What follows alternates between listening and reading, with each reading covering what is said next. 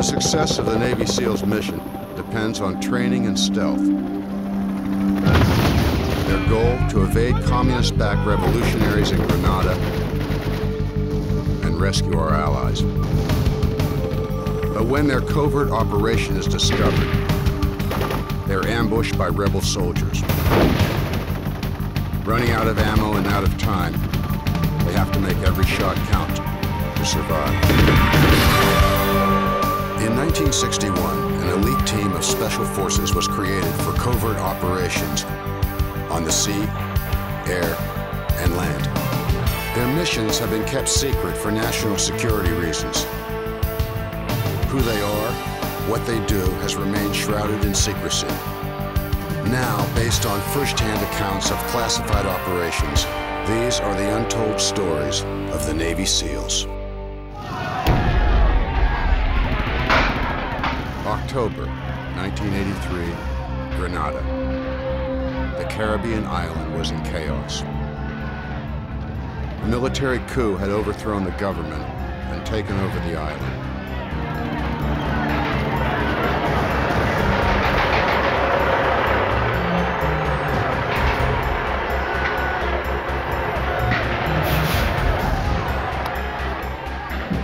Bring those prisoners out.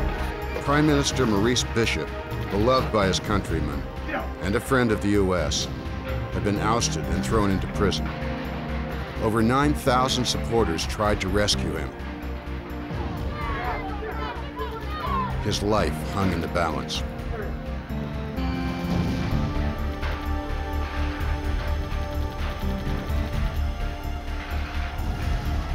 Leading the coup was General Hudson Austin, a ruthless protege of Fidel Castro. He had been Bishop's comrade and friend until the Prime Minister moved to strengthen ties with the U.S. Austin took control of the island's military and pronounced himself leader of the PRA, the Provisional Revolutionary Army. When Bishop stood up for freedom, Austin unleashed his fury. Fire! With Bishop and his cabinet dead, only the voices of freedom crying from the streets remained. Austin quickly silenced them as well.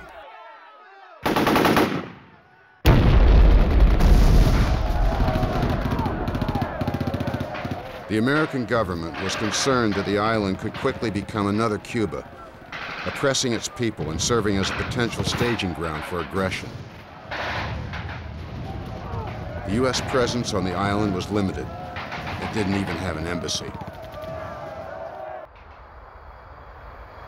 There was a U.S. medical school on the island where several hundred American students were studying.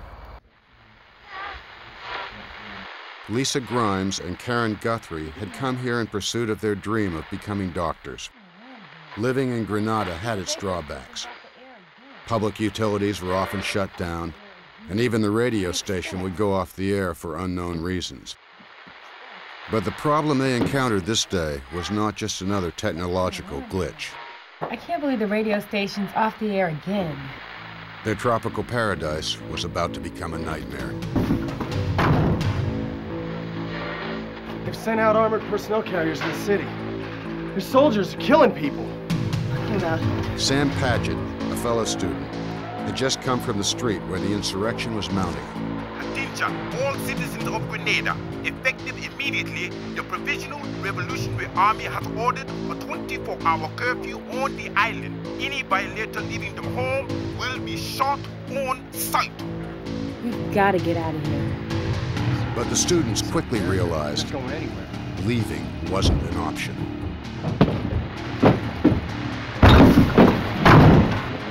General Austin directed his PRA troops to surround the medical school. He knew there would be an international response to the coup, and the young Americans could be used as a bargaining chip.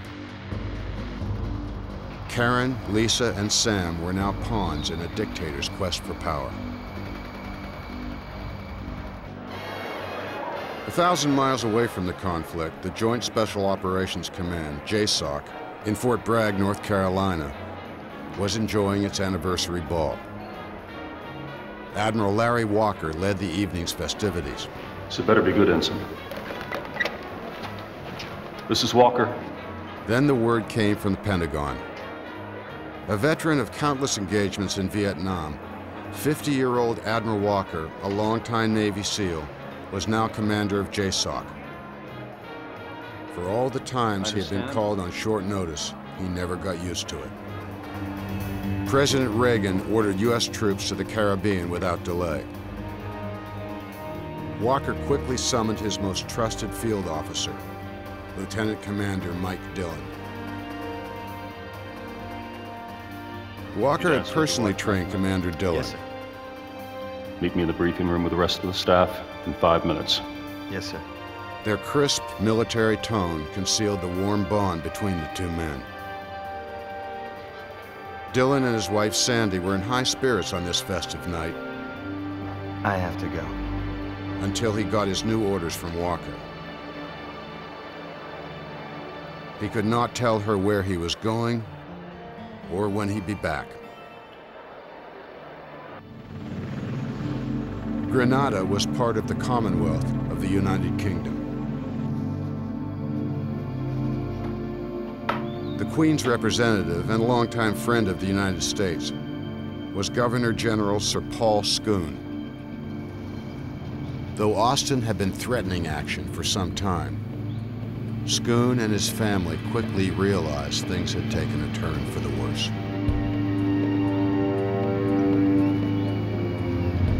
What is going to happen to us? I don't know, dear. I don't think they're gonna rush in and shoot us just yet. Scoon had secretly sent word through the Barbados ambassador asking the U.S. to intervene. The U.S. was better situated geographically to help, but he had no way of knowing if his message had gotten through.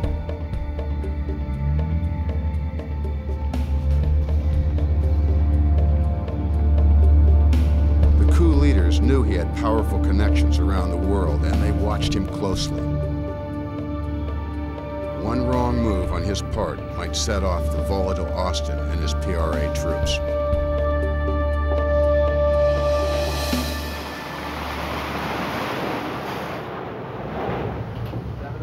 Captain Derek Williamson was en route to Lebanon, carrying 1,000+ Marines to relieve the American peacekeeping force in Beirut.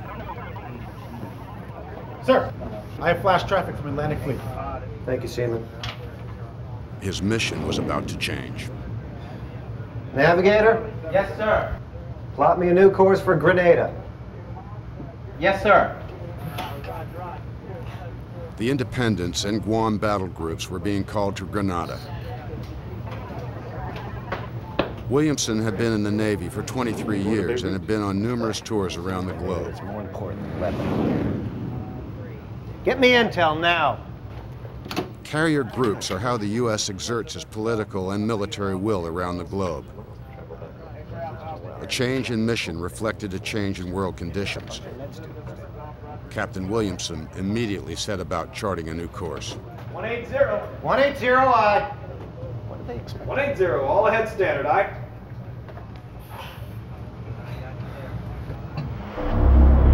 For the JSOC commanders, their evening of celebration had ended in a war room. They had to quickly evaluate their options and devise a strategy for engagement. General Austin's coup d'etat was not the only threat to Grenada.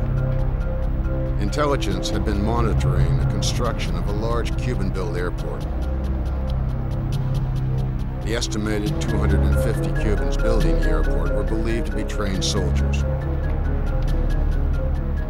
The CIA had also spotted Soviets, East Germans, North Koreans, and Libyans at the new airport.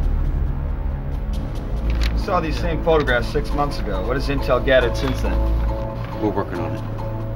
The U.S. had been monitoring the situation at a distance. Until Governor Scoon's request for help reached the White House. The U.S. took Austin's coup seriously. His communist-supported insurrection was a threat to freedom on the island. Indeed, the entire region. The time for a simple intervention had passed. President Reagan ordered U.S. troops to restore order by all means necessary.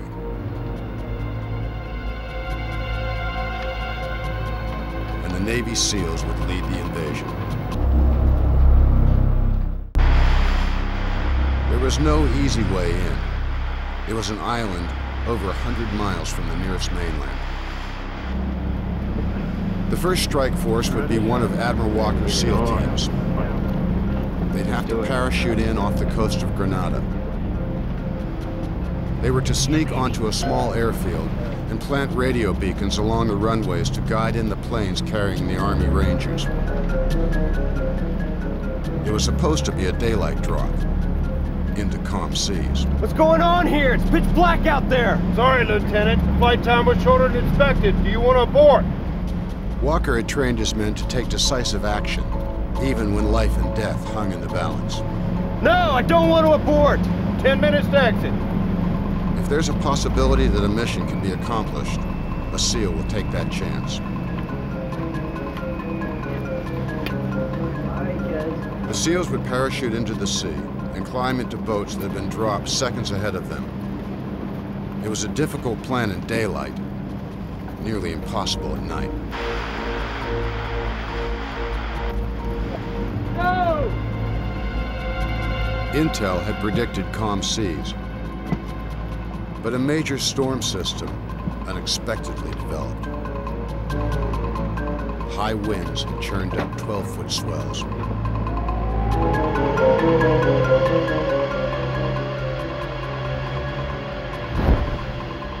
The SEALs never made it to their boats.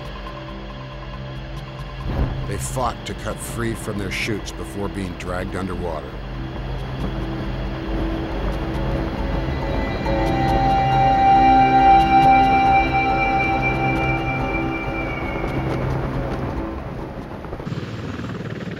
Captain Williamson's battle group immediately began search and rescue operations. Half of the team was eventually pulled aboard Navy ships, but 4 SEALs were still missing at sea. They were racing against the clock. Though the tropical waters were warm, surviving in 12-foot waves while wearing full battle gear was nearly impossible. I know we're all concerned, but no one knows better than you the capabilities they have for surviving out in the open sea. Attention on deck! Though Dillon admonished the men to focus, he knew their concern would linger. Fear could not be their enemy. For Commander Dillon and Admiral Walker, it was now time to move ahead. Good evening, gentlemen.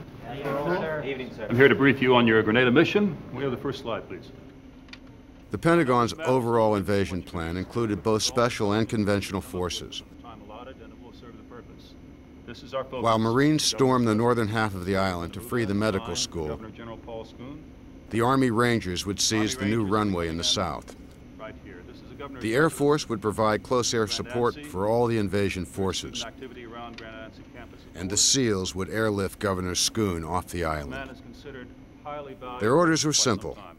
They'd land 2 helicopters at the government house, his official residence, then speed him and his family to a Navy ship just offshore. Quick and clean. Intelligence was difficult to obtain. Other than high-altitude surveillance, they had no way of determining Austin's troop movements. They estimated that Austin would concentrate his soldiers at the airfield. They didn't expect Schoon's residence to be heavily guarded.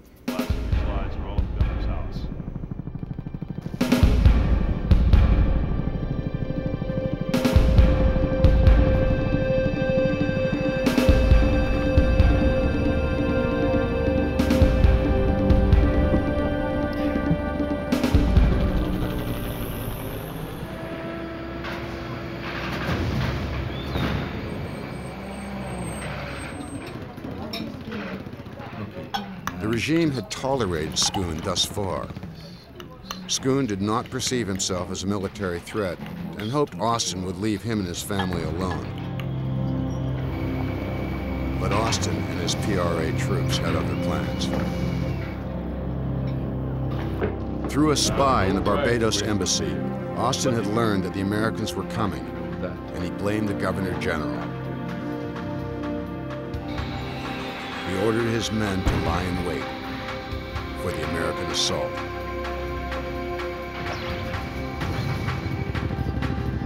Dillon and his men were flying into an ambush.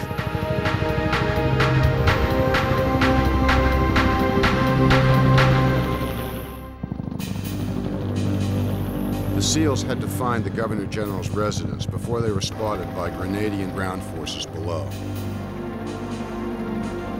But that wasn't going to be easy. In 1983, satellite global positioning did not yet exist. Without troops on the ground, there was no way of pinpointing specific landing sites. The SEALs had to resort to using area land maps and visual references. Any sign yet? Not yet. Keep looking. When we come around, check the seaward side of this bridge again. Petty Officer Trevor Hill was the senior ranking enlisted man and Dillon's second in command. He was highly trained in visual surveillance and was using night vision goggles to ascertain their position. Radio Chopper 2! Tell the men to look for Government House! We're late! We need all the eyes we got looking! Yes, sir! Bring us around again!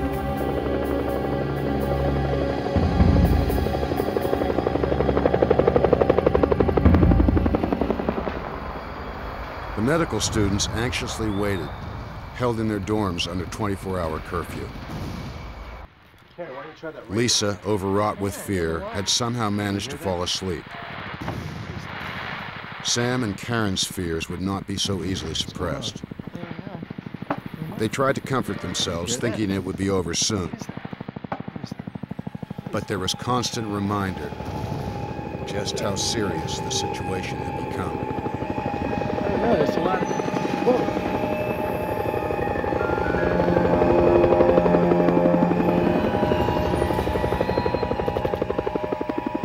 Though they could only see a few soldiers outside their dormitory, they heard from other students that a larger troop presence was just beyond the campus. There's a lot of helicopters out there. The U.S. forces were about to land. The invasion was on. I see it! You sure? Yes, sir! What they didn't see were the PRA soldiers maneuvering into position on the front lawn of the estate. Tell the men in Chopper 2! Radio their position! We're going in! Tell them to follow us in! Yes, sir! Chopper 1, we're moving in. House on the right, 2 o'clock, that's our LZ! Down! Where's it coming from? The Navy from the Navy, boss! Take them out now! The helicopter was an easy target for the PRA troops on the ground. Pummeled by intense enemy fire, the helicopter struggled to stay in the air. Get that fire off our backs now!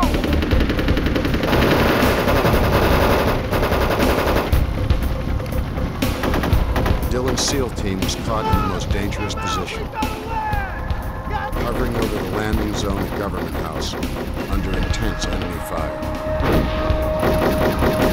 They couldn't turn back, and they couldn't land. Their options were running out.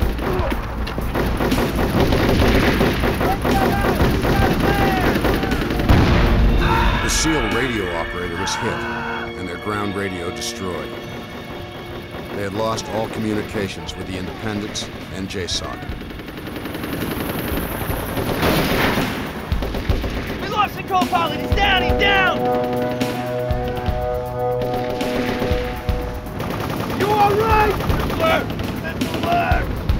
Helicopter troops, the fire's too heavy! Abort delivery! Dillon ordered the second chopper to abort the mission.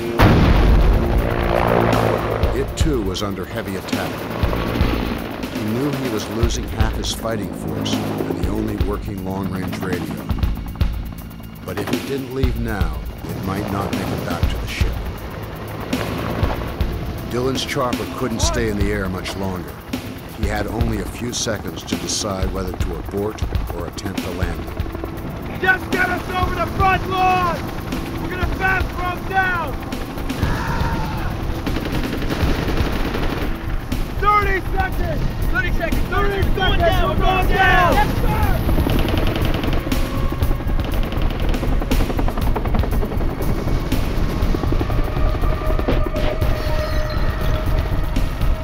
The ambush only strengthened Dillon's resolve. He had only one option if he hoped to rescue the Governor General and his family. It was dangerous, but they'd have to fast rope into the machine gun fire below.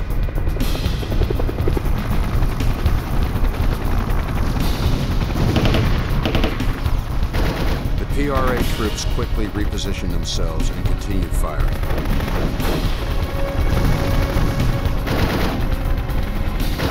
Once on the ground, they covered their teammates and fought to establish an entry point.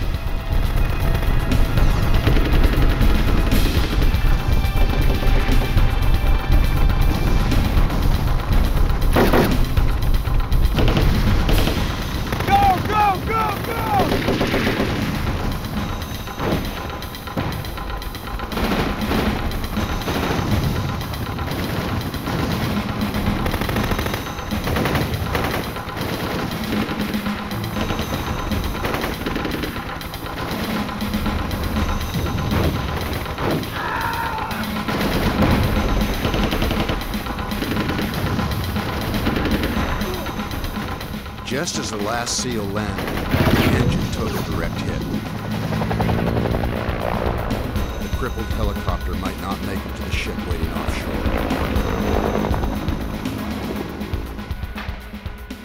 I'll get the dresser right here. The students' fears wouldn't allow them to sit still any longer. Unable to escape, they barricaded themselves in their room, which supplied little protection. They were on their own.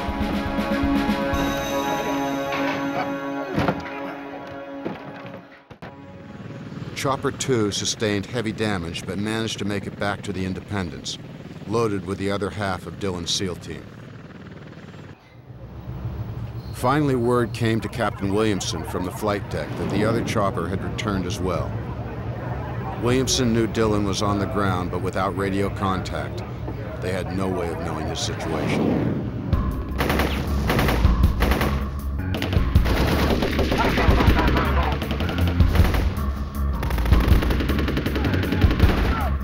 As the Grenadians continued to advance, the SEALs split into two squads.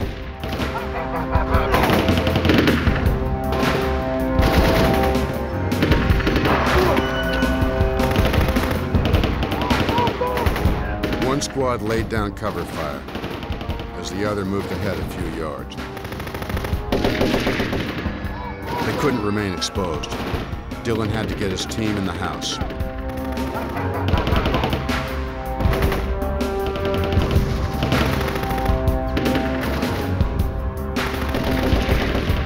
The SEALs were fighting for every inch. The remaining 30 yards to the front door of the mansion seemed a world away.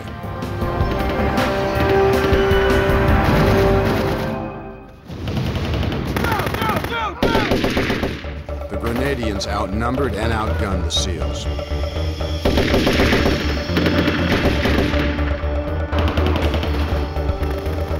Yet Dillon and his men slowly fought their way toward the government house. Finally, they achieved their objective. Dillon posted two SEALs out front as sentries and proceeded inside.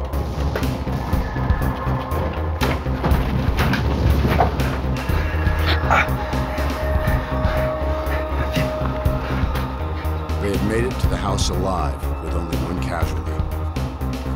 Petty Officer Jack Navarre. Dillon took that as a minor victory, considering that his platoon of only 7 men had overcome more than 3 times that many PRA soldiers.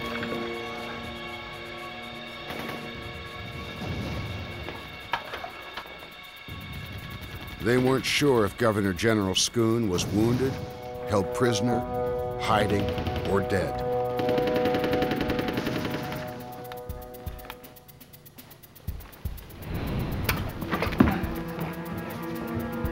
Dillon sent his 2 snipers upstairs, while the remaining 3 members of the team split up to search downstairs.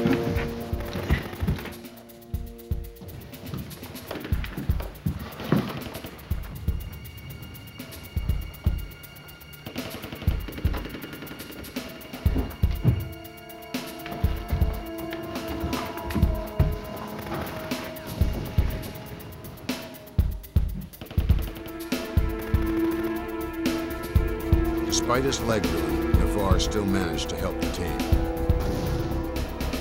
He was an expert in close-quarter assault, and Dillon needed him to secure the premises.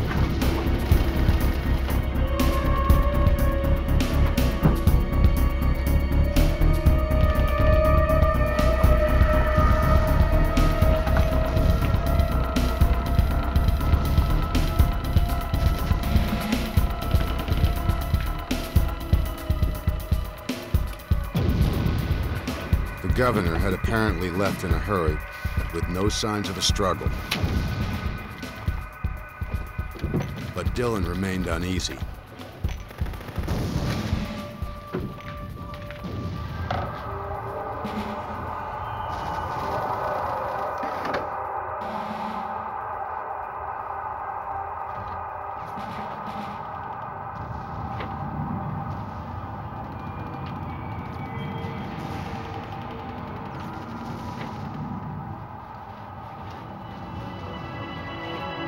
Clear.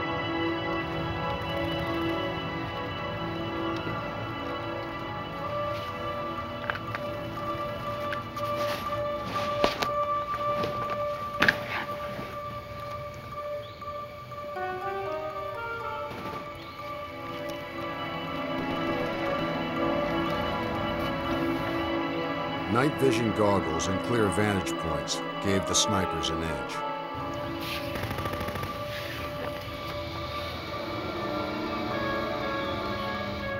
Schoon had not turned up in their initial search, but Dillon had to make sure he still wasn't in the house.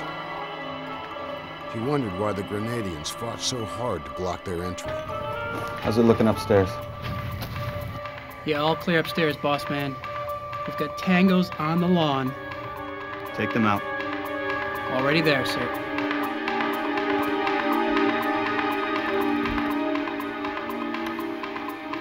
The 2 SEAL snipers were capable of pinpointing a target from 800 yards.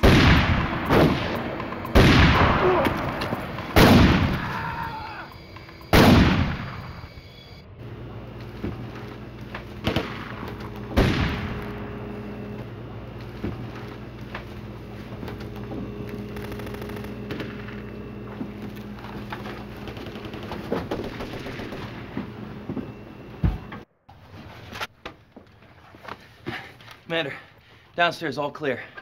Nobody. Nothing. They've got to be here somewhere, gentlemen. Let's find them.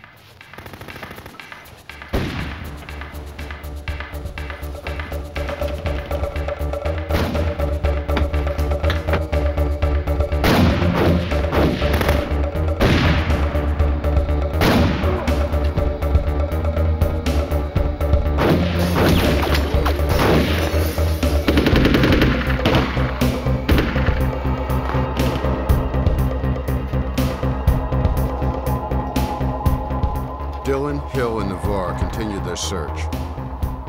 There was one last place they had not checked. Basement door. First one on the right.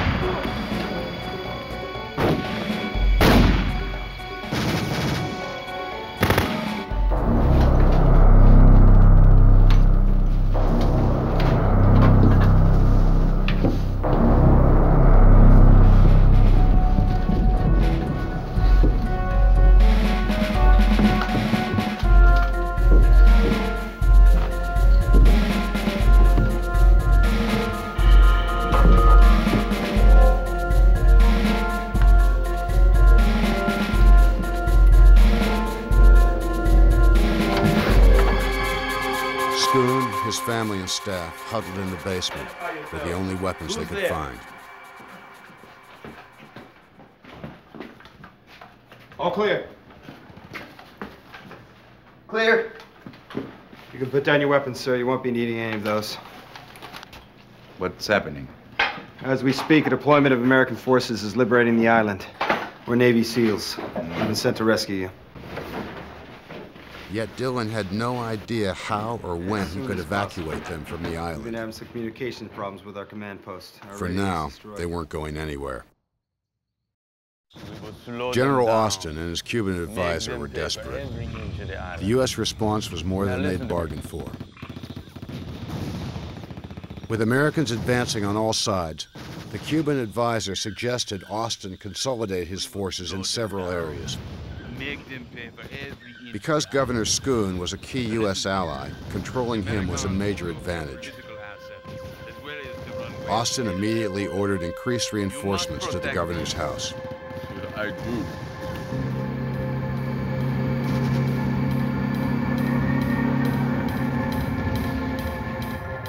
Send it. Boss, we got more visitors. Austin had sent an APC, an armored personnel carrier full of troops. It had armor plating like a tank. Its .30 caliber machine gun had the power to slice through the walls of the government house. But for now, the Grenadians were just waiting. The SEAL team readied itself. How many? They were trained to take out APCs with anti-tank rockets. Is there any activity? Anyone coming out of it? But the rocket launcher had left on the second chopper. Fortunately, the Grenadians weren't apprised of this tactical disadvantage and withheld their assault. Dylan confused them further by bluffing with an offensive strike. What's happening? We might have a problem. But nothing we can't handle. Governor, if you and your party would stay down here until I tell you otherwise. Gentlemen? All right, why don't you stay down here with the governor and take care of that leg? Navarre's wound was getting worse. I'm okay, boss. I'm all right.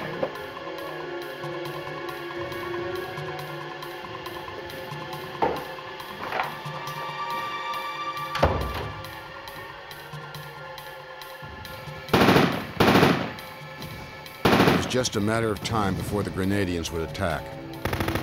Dylan had to come up with a plan that would keep them all alive. Just 5 miles across town, Lisa, Karen, and Sam remained on edge as the war around them escalated. The guards that had been patrolling outside their building were gone, but they weren't sure what this meant. It wasn't safe to go out. And to stay meant more waiting and worrying about what would happen to them. I don't know. The entire Joint Services invasion was supported by the Air Force's AC-130 Spectre gunship, which circled high above the conflict. It could be called into action on a moment's notice. The weapons controllers could unleash its devastating firepower on any land target with pinpoint accuracy. Yet they couldn't fire without clearance from the commander on the ground.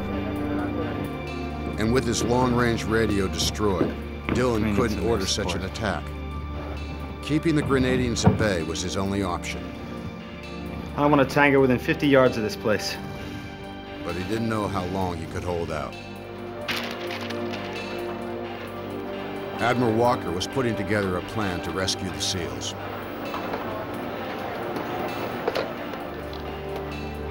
This is Admiral Walker. I want to know what's happening with my unit. Yet Walker was in a bind. He couldn't fly in additional troops as they might encounter the same resistance. And Dylan still had to make contact. Williamson had a bigger problem. He was desperately trying to find the 4 missing SEALs who had been parachuted into high seas. What's going on? He was using every available search team to find them. They had now been in the water over 22 hours, And with each minute that went by, the chances of rescuing them grew more remote. The SEALs at Government House were still waiting on the Marine regiment that had landed on the other side of the island. They were to take the medical school and then reinforce the SEALs. Let's analyze our situation. Yet it might be hours before they could get to the SEAL platoon.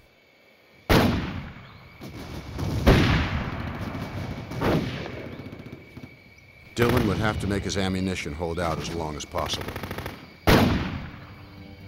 He called in a low ammo alert. Copy that, boss man. Dillon still had one advantage. His men were excellent marksmen, and given their vantage point, they could eliminate PRA troops with limited rounds. SEAL units are trained to consider their enemy's tactics. Sooner or later, the PRA would realize the SEALs didn't have the firepower to repulse an assault, We need that air support. and they would attack. But when? They had already been there over an hour, certainly long enough for the PRA troops to regroup. The SEALs braced themselves for the imminent assault.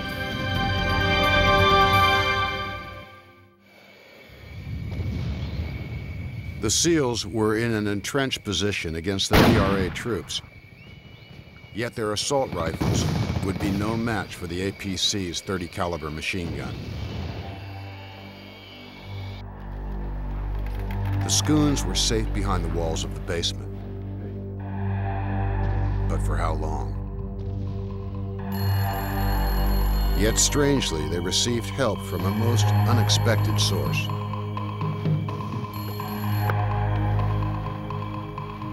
Hello? Just a second. He says he's a priest.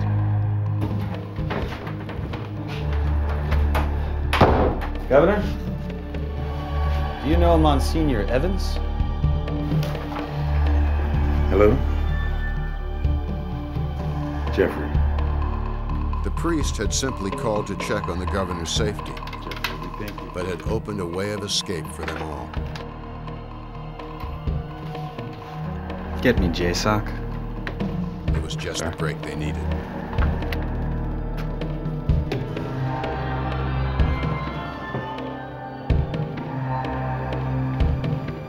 Yes, operator.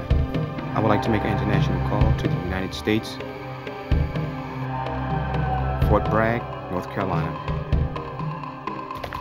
Don't worry, sir. We're gonna get you and your family out of here alive. Petty Officer Hill got the call through, Fort Bragg, how may I direct your call? and directly into the JSOC War Plans room. Walker? Sir. With all the sophisticated weaponry and communication systems, it was a simple phone call that saved the day. Glad to finally hear from you. What's your status? Admiral, we have issues here. What do you need?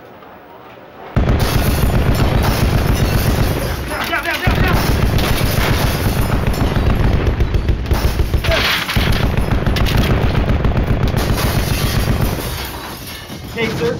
I want to back you away from these windows. Keep your head down.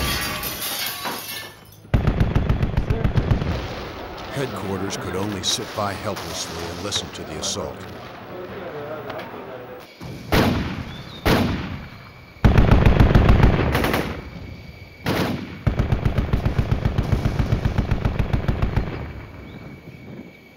For a moment, the shooting had stopped.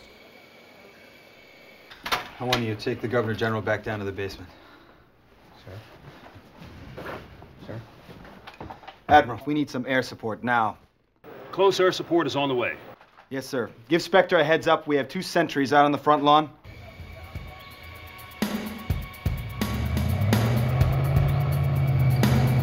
When the attack against the house went unanswered, the PRA troops began moving in.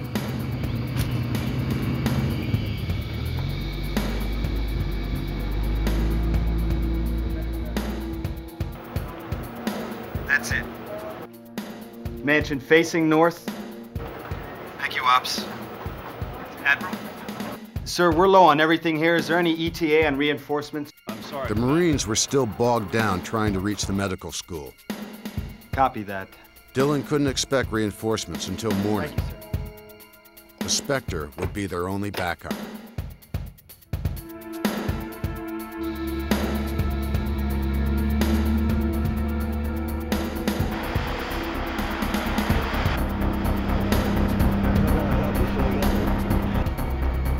The gunship locked its coordinates and opened fire.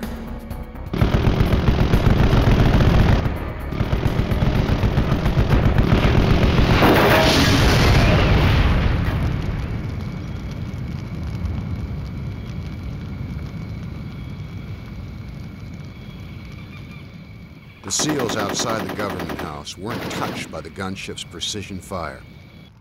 Looks like Spectre's halted the advance of the APCs, but we're not going to see reinforcements for a while. We're going to have to make it through the night. I want to hear short, controlled bursts only. I repeat, short, controlled bursts. Copy that, boss man.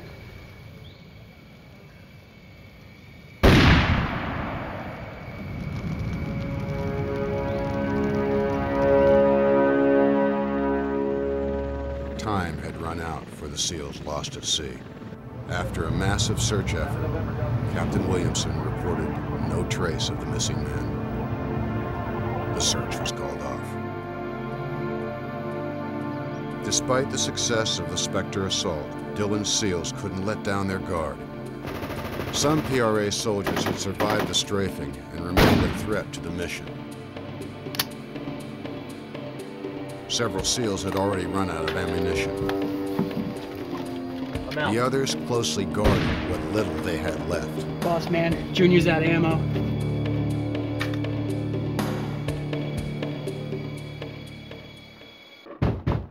United States Marine, open up this door. It's all right.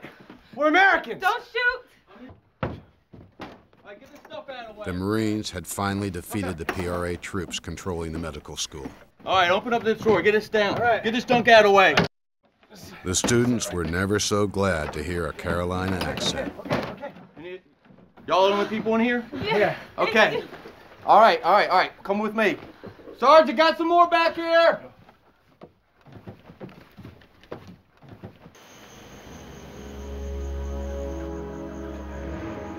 Commander, we got movement on the perimeter.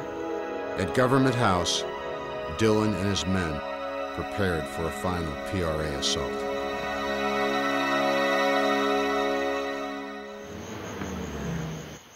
The SEALs braced themselves for a counterstrike. Are they beginning another attack? But what they feared never materialized. That's a negative, boss man. Looks like a pullback. I think they're retreating. Once the Marines took the medical school, they quickly pressed on to Government House. The PRA retreated before the U.S. forces even arrived.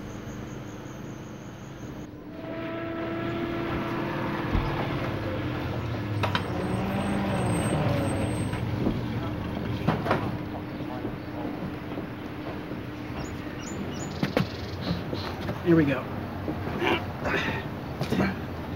Last one.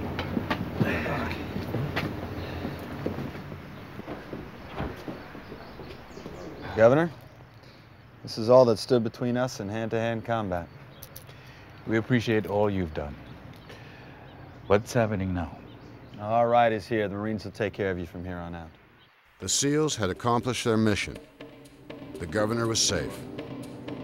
Overall, the entire American rescue of Grenada was a success. Gentlemen? Austin and the other coup leaders were arrested and are presently serving life sentences. The CIA confirmed that the Soviets, East Germans, North Koreans, and Libyans had set up field offices near the new airfield.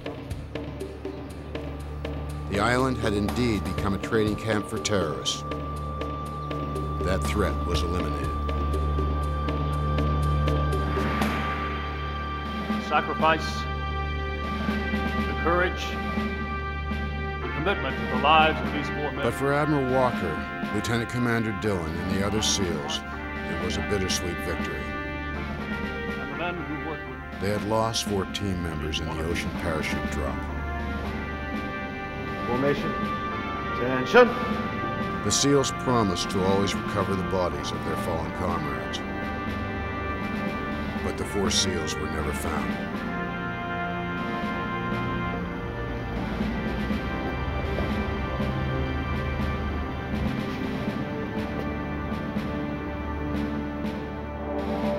Their empty coffins were buried at Arlington Cemetery with full military honors.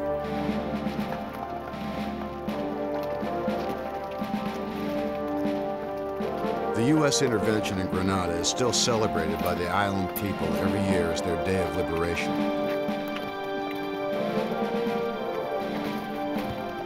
But for Dylan and his men, they'll remember it for what it was.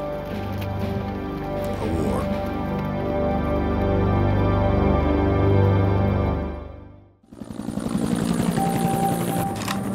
The world's most elite fighting force launches a bold rescue. Within the walls of the U.S. Embassy in Mogadishu, hundreds seek safe haven. Outside, a civil war erupts. The Navy SEALs race into a nation in collapse to save civilians and diplomats from certain death. In 1961, an elite team of special forces was created for covert operations on the sea, air, and land. Their missions have been kept secret for national security reasons. Who they are, what they do, has remained shrouded in secrecy. Now, based on first-hand accounts of classified operations, these are the untold stories of the Navy SEALs.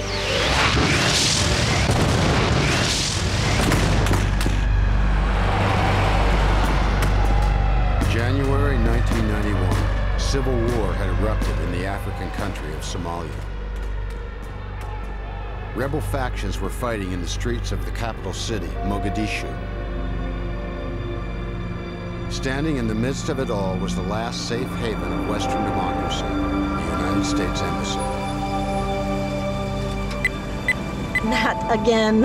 Amy McAfee, the ambassador's assistant, had left the compound earlier in the day to evacuate her house. Hold on. Upon her return, she discovered a faulty gate was keeping her prisoner in the escalating pandemonium.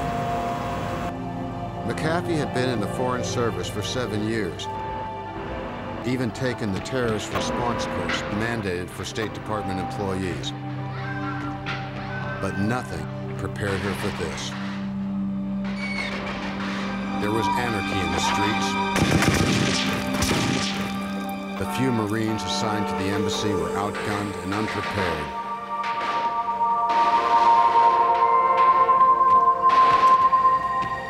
Widespread looting had broken out. The situation was quickly becoming desperate.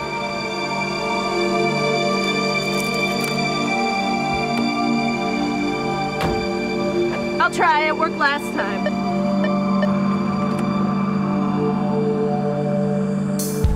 Teenage boys high on a drug named Ka became armed terrorists, driving what they called technicals, or pickup trucks mounted with machine guns. They would kill at random.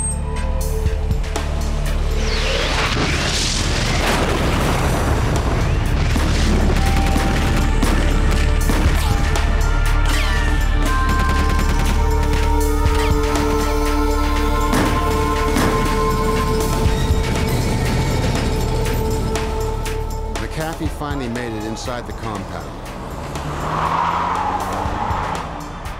How long it would remain a sanctuary was not clear. It was time to evacuate Mogadishu. But how?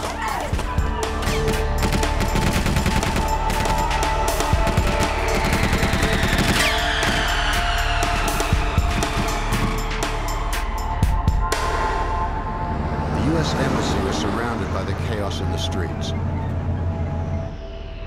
Over a dozen armed factions were fighting the Somalian government troops for control of the country. Lines of command were breaking down.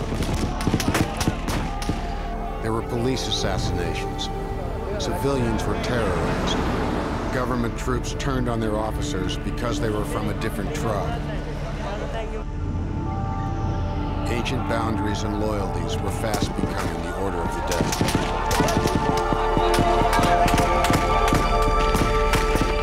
I need a secure line.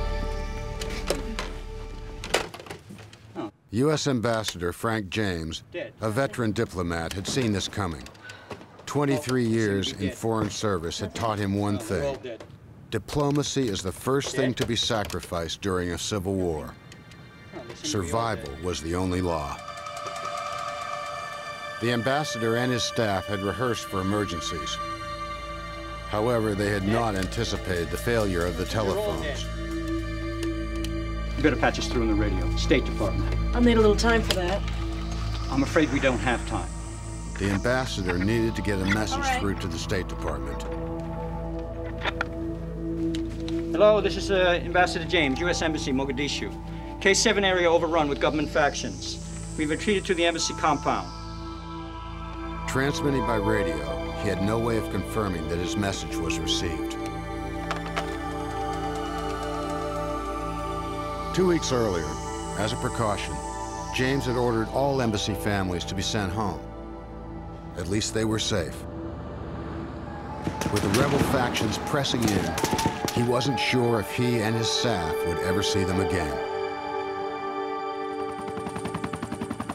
In January 1991, the focus of America's military attention was in the Gulf, preparing to oust Saddam Hussein's forces from Kuwait. The world watched as military leaders mobilized a massive joint task force to invade Iraq. War was imminent.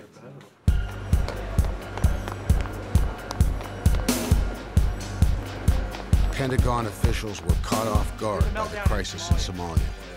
It's from the State Department. Ambassador James. The Pentagon war planners listened to Ambassador James' urgent message and call for help. The embassy was surrounded, and there was no way out. The time for diplomatic solutions was long past. Sir, the ambassador says, and I quote, there doesn't seem to be any government. The command staff quickly assessed their options.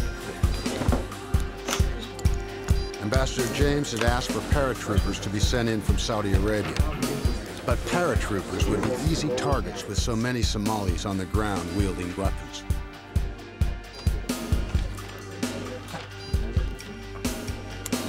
Their only hope was a SEAL team on board the USS Guam in the North Arabian Sea. Just the force needed for a complex evacuation.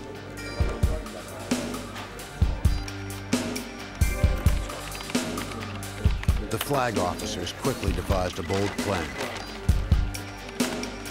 They'd have to send in the SEALs by helicopter under the cover of darkness if there was any chance of rescuing the embassy staff.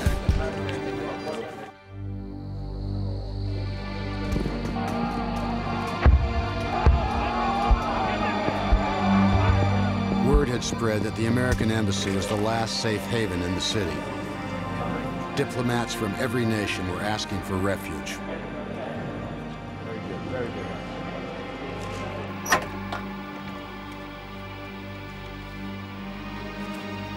Head of security, Bob Gorman, realized the only way to silence the rebels' guns was to let money talk. He had learned during his stint in Mogadishu that anything could be bought for a price, especially now under mob rule. The chief instigator of this practice was a man who dubbed himself Major Saeed. Though he was only a local police official, he ran his own protection racket and reign of terror. He was an opportunist and quickly realized he could profit from the current chaos.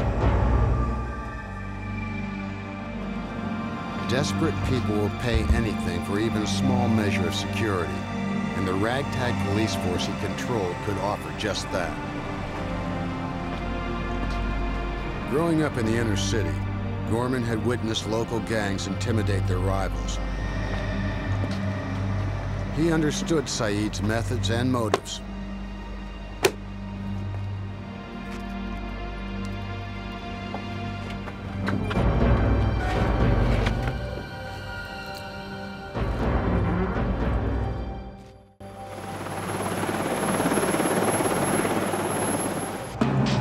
It was evening when Admiral Larry Walker got his orders to rescue the embassy. Although his men were well trained, they had little time and information. Walker needed both for a successful mission.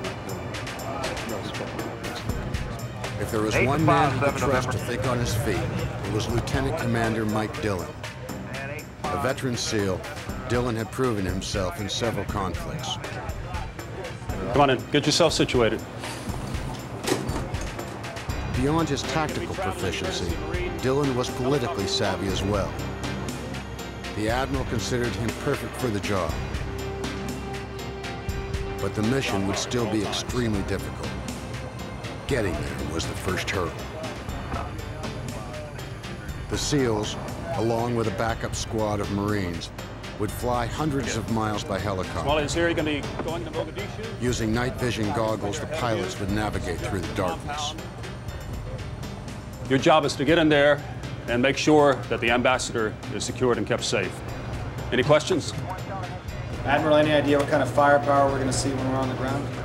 Most likely it'll be AK-47s. Once inside the embassy compound, they would reinforce and hold a perimeter tentatively held by the U.S. Embassy Marines on the ground. The SEALs were to ensure the safety of the ambassador and to hold off any advancing forces until the ship could steam closer. Then they could carry out a full-scale evacuation. Sir, we're receiving an unsecured message from Ambassador James. Put it on speaker.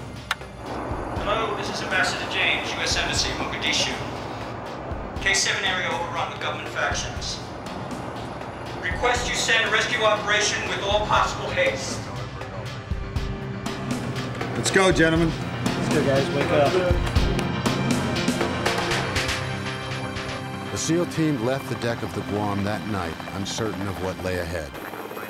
They only knew that innocent people were trapped and needed to be rescued.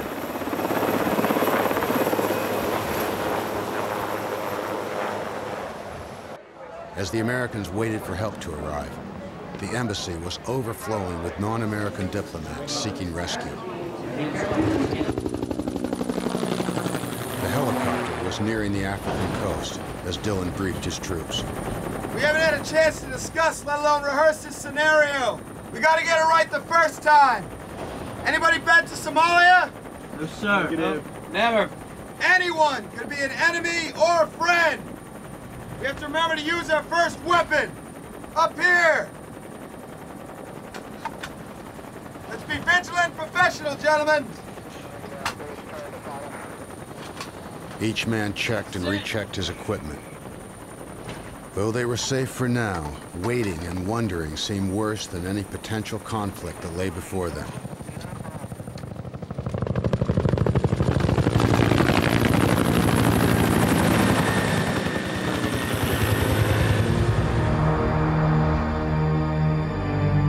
Tensions continued to escalate at the embassy. Every life was bartered for, and the price continued to climb.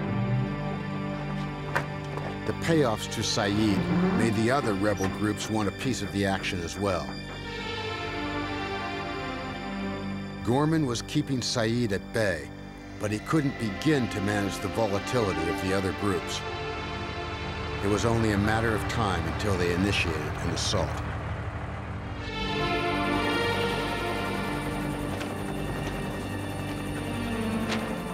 Based on my calculations, we're only a few minutes out. We're gonna be inserting from the south here, heading up over the airport. Most of the fighting's in the northern section. Boss, this map's outdated. It's all they had on board. Their information was obsolete, their intelligence data virtually non-existent. They couldn't afford to reconnoiter the city looking for their touchdown point. They'd be the only chopper in flight around Mogadishu, making them an easy target. All right, we're gonna be coming in. There was heavy fighting in the north of the city. The pilot took a low-level insertion profile from the south, hoping to dodge enemy radar. Flying in at 150 knots and only 100 feet off the deck, made for a rough ride. But it was about to get rougher. Hold on, we've been painted!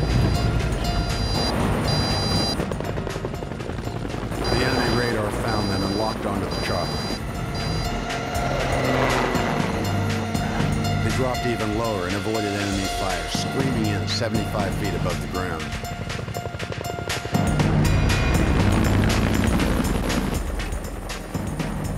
Says the compound's surrounded by a large white wall! There were no ground beacons for the aircraft to lock onto. Negative, sir! Their maps were outdated. The pilots navigated through the area using known visual reference points. Damn it, where is this place? Every minute the chopper remained airborne, it was an open target.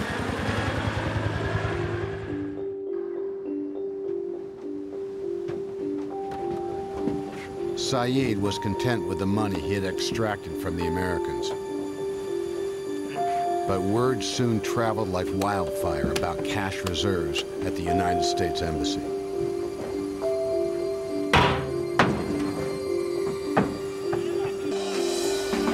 Determined to get their share, other Somali factions began storming the embassy.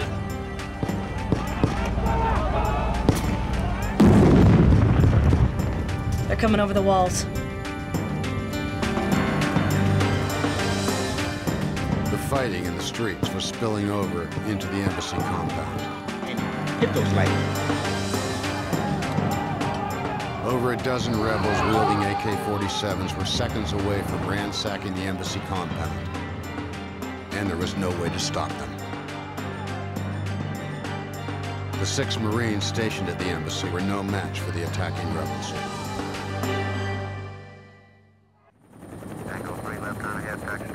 When the SEAL rescue team finally saw the gleaming white walls of the embassy, the situation was critical. The Somali soldiers began their assault on the embassy. Hold on, boys, while I thin them out! The pilot banked the helicopter. The 100-mile-per-hour downdraft blew the Somali looters off the wall like paper.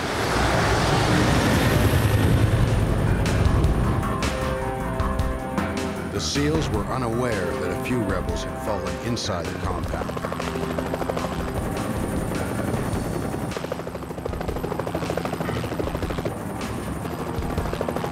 Once on the ground, first priority was to secure the embassy grounds.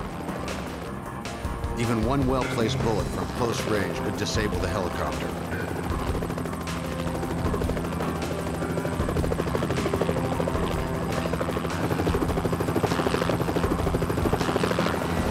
Go!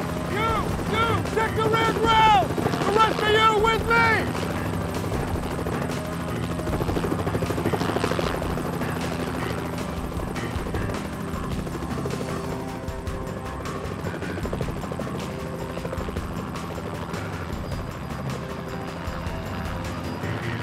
Contact left! Suddenly, they were confronted by the rebels who had scaled the wall.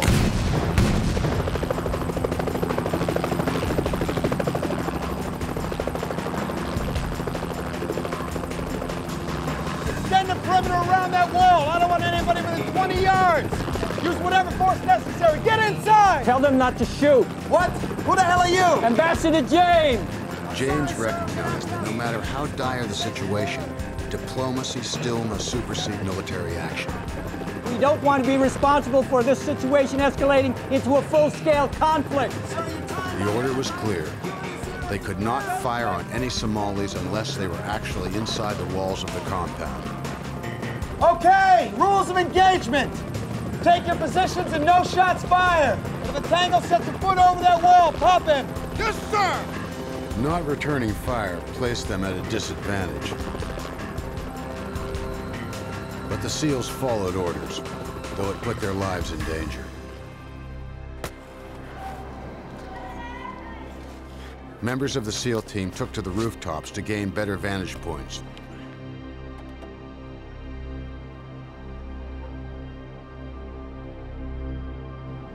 Word of the SEALs' arrival spread quickly through the streets. The havoc outside the walls died down.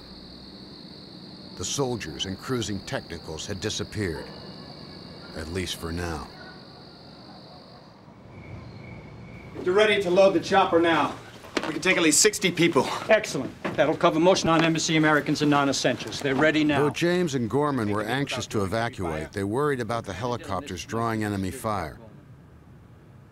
Dillon insisted if they left immediately, the Somalis would still be in disarray. If we leave now, they won't be ready. Dillon was finally able to convince the ambassador. We're wasting valuable time.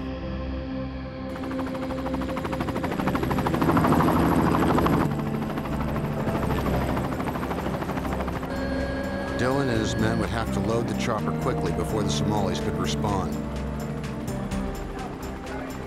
The chopper could hold only 60 passengers, but there were at least 3 times that many at the embassy. The others would have to wait until the Guam got in closer.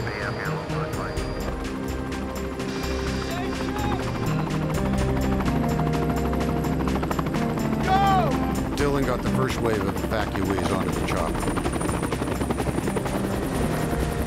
But they weren't safe yet. The chopper would be most vulnerable those first few seconds after liftoff, when a rocket-propelled grenade could bring it down.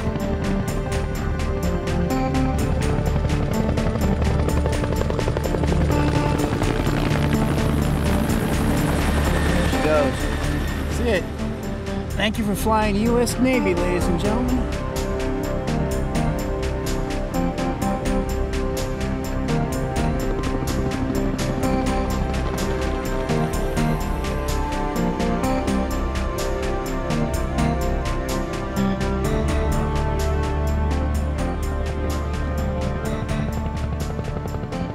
Saeed was furious that the helicopter had escaped. They must be a pack. Every departing American meant thousands of lost protection dollars. The major concluded that the Americans couldn't fit everyone inside the embassy on one helicopter.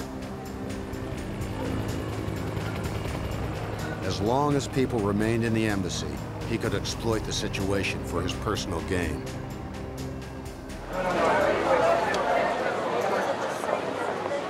An eerie calm descended over the embassy, which only served to heighten the SEAL team's concern.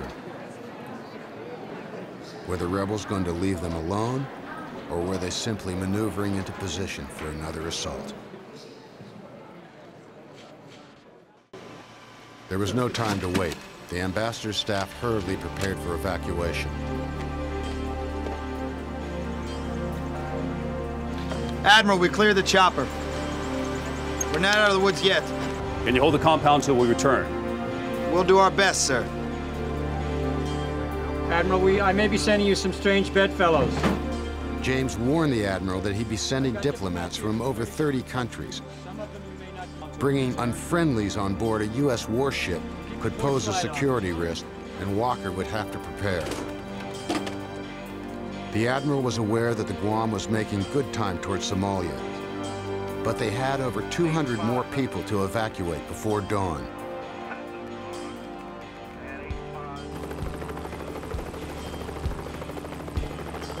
Refugees still tried to make their way to the embassy, but that was becoming increasingly difficult, if not impossible.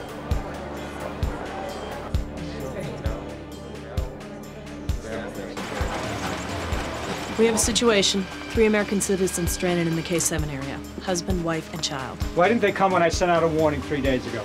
Their electricity's been out. How far is it? Where did you say it was? K7. About 6 blocks. 6 blocks through a shooting gallery of rebel forces. It could be a suicide mission for the SEALs, despite his noble objective. Because of his extensive experience, Dillon would have to lead the team, leaving a few of his men behind under Gorman's command. Let's go. The embassy still had 2 of its light armor utility vehicles that hadn't been destroyed or lost to extortionists.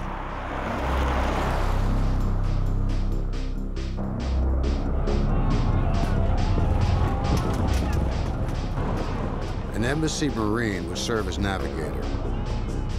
He was familiar with the street, but negotiating the surrounding chaos was anyone's game.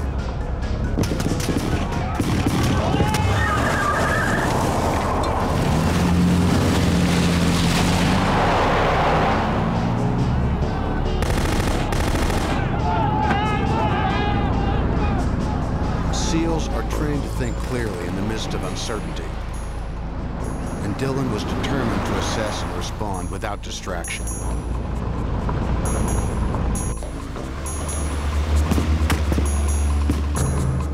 Go left. We'll dogleg over. James could not officially authorize the use of weapons outside the compound. However, it was understood that the SEALs would use whatever force necessary to rescue the stranded Americans. Commander Dillon wasn't going to provoke an incident.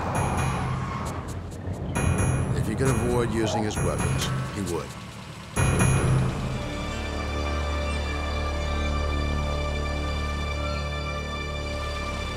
Something's up. Watch your 6. Copy that. Nothing back here.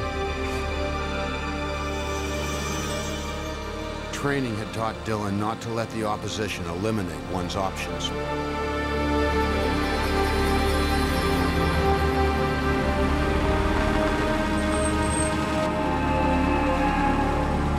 Correction, sir. We have a little traffic behind us. Looks like a technical. Thanks, I see it. Giving these ace mechanics up here another second.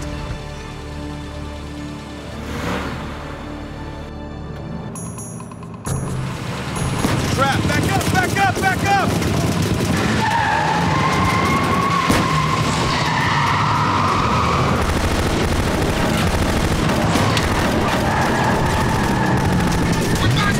We boxed in! Follow my lead, stay close!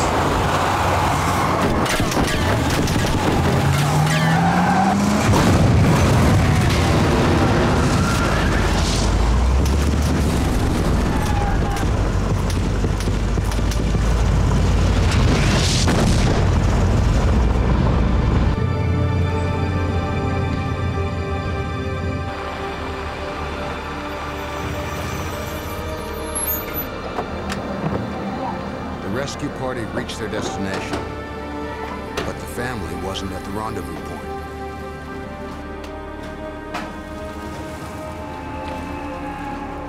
Where are they? They were supposed to be right in the doorway. All right. Plan B. Stay with the sergeant and guard the vehicles. You two are with me. We're going in.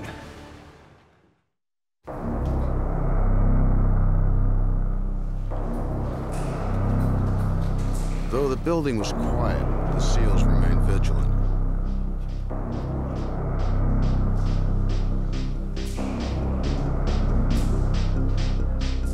Searching for the family endangered his team as well as the primary mission objective, evacuating the embassy.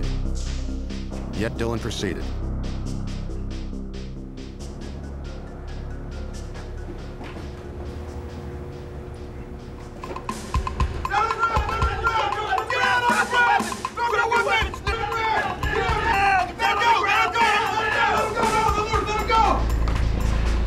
Dillon kept to his objective. They had to find the family, and they had to find them soon. They thought they'd found the right place, but what greeted them certainly didn't sound friendly. Put your weapon down! Put your gun down! Now! Now! Now! Put it down! Stop! Stop! Grab the barrel of my weapon by the head! Don't shoot! Don't shoot! Put it on the slowly, sir! Slowly! Step away from the weapon! Let me see some identification, please. Very slowly, sir.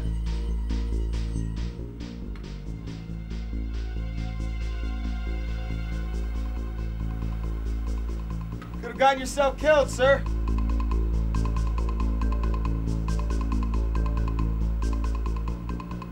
All right, let's get out of here. Follow me. Stay close behind me. Take the lead. Back at the embassy, the sentries waited for the return of the rescue team. It was quiet. Maybe too quiet. Hey guys, what's going on at the front gate? Over? Not sure yet. It looks like we got company.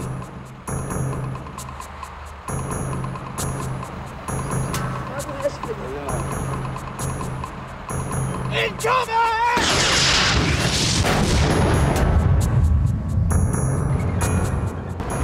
rebels had launched another attack. What the hell's happening? Damn, that was close. As they stopped to reload, the rescue team returned to the embassy. Outflanked, the rebel soldiers fled. Situation diffused. We see you. The gate's opening.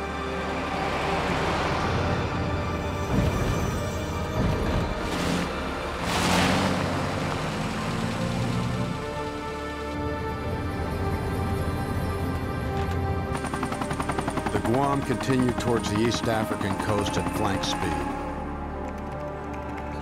Admiral Walker had calculated the number of helicopter trips he'd need to evacuate the embassy. They could do it, but there could be no delay. They unloaded the first evacuees and immediately turned the helicopter around.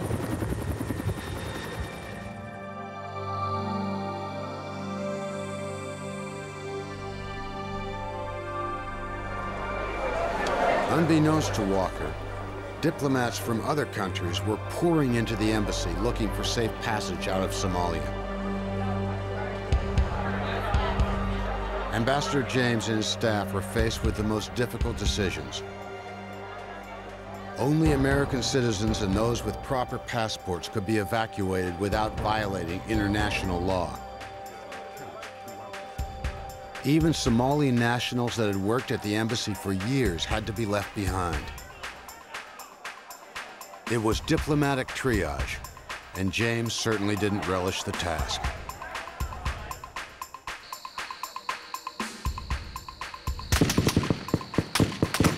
The streets outside the embassy remained a powder keg ready to explode. But the SEALs would not be provoked.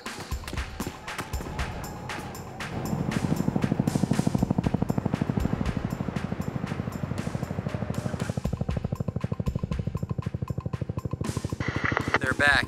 Here's the chopper. They landed safely again. However, with the rebels now aware of the helicopters, the second trip back to the ship could be even more dangerous than the first. The Somalis could lock onto their flight path and possibly bring the aircraft down. 1 o'clock, I got 5. That's 9. Boss, looks like we got visitors at the gate. On my way.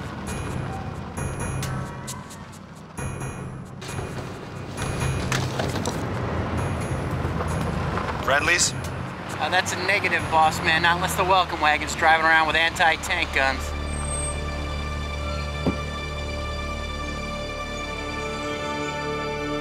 Major Saeed had returned. His arrival threatened the evacuation effort. What do you think, boss? I don't know. Let's take a look.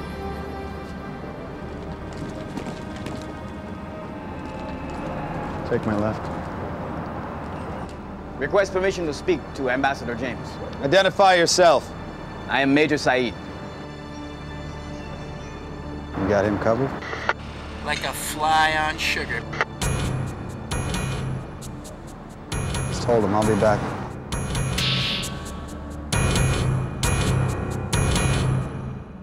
He's got an anti-tank gun in his truck, 10 men, and a grenade in his hand. Ambassador James and Gorman explained to Commander Dillon that Saeed had been soliciting bribes for safe passage. But Dillon saw a way to turn the tables on Saeed. If Saeed were brought onto the compound and isolated from his men, he'd be powerless. And we can evacuate everyone without a firefight. I think it might be just the breakthrough we need. Ambassador, I'm gonna insist you wear this.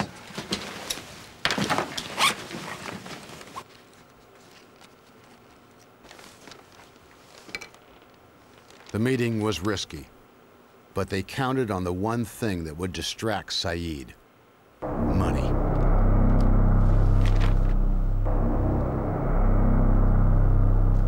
One wrong move by Saeed and we take him out. He's on embassy grounds. I won't hold fire on this. Absolutely.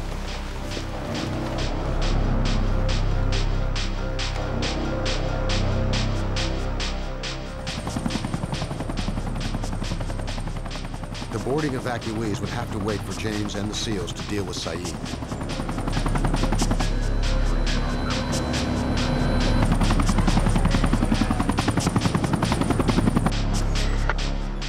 You'll hear us each step of the way in the earpiece. My snipers will be covering you from up top. We'll say clear on your every step. If you hear left, you immediately drop to your left. All right? Cough, if you understand. Good luck, sir.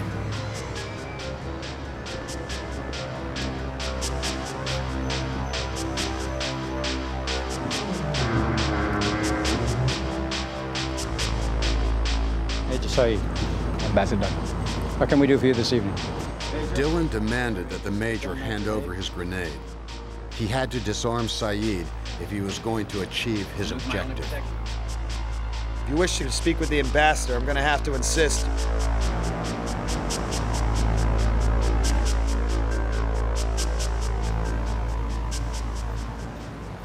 Saeed reluctantly agreed to give up his weapons.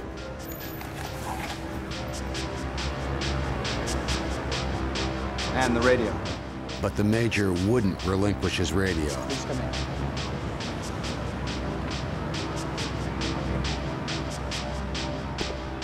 If their plan was to be successful, they had to get the radio. You on them? Counting his breath, sir.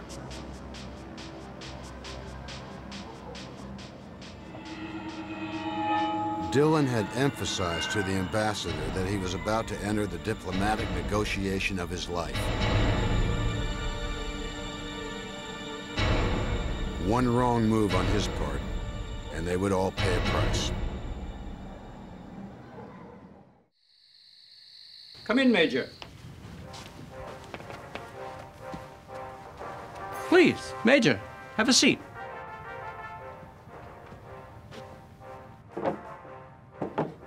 The ambassador's first task was to put the Major at ease.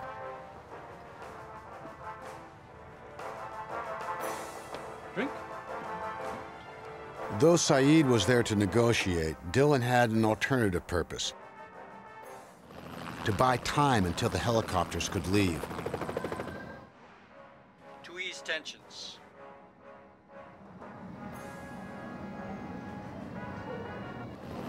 Their every move was being watched by the SEALs just outside. Saeed probed to find every opportunity he could to profit from the Americans' predicament.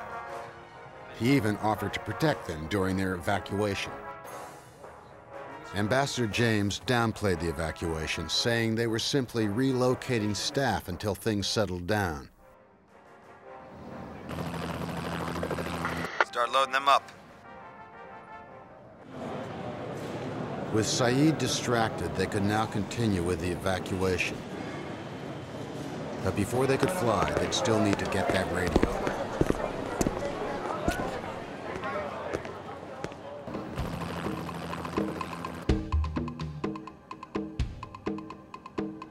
The chopper is loaded and ready to take off, sir. Then my men can help. We can't let him talk to his men. We need to get that radio. I think we understand one another, Major.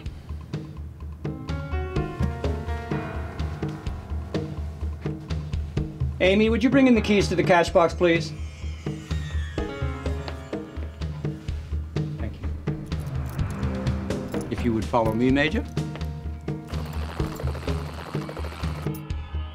The ploy worked. Saeed had left his radio.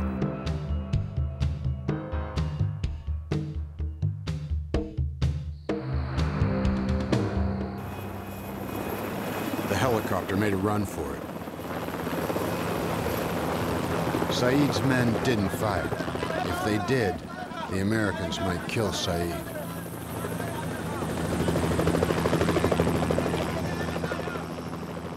"60 more evacuees were on their way to the ship, but there were still many left to go. It would take only 10 minutes for the next helicopter to arrive.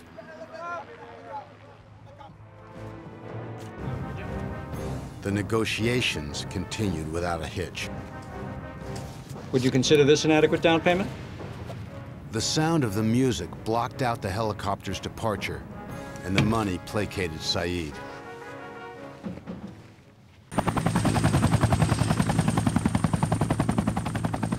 As soon as the next helicopter arrived, another group of evacuees moved to the landing area. Dylan's plan was working like clockwork.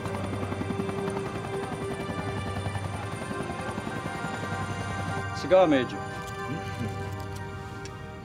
The ambassador continued to play the generous host, buying precious time.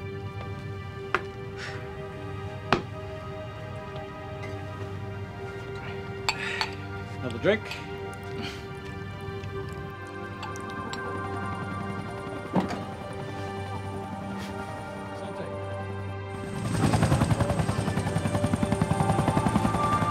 One by one, the choppers came and left with their cargo. Saeed was playing right into their hands.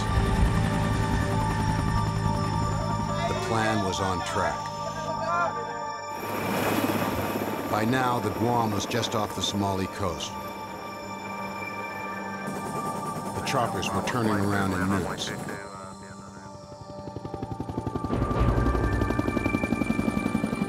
The Somali soldiers were becoming alarmed. Saeed might be held prisoner.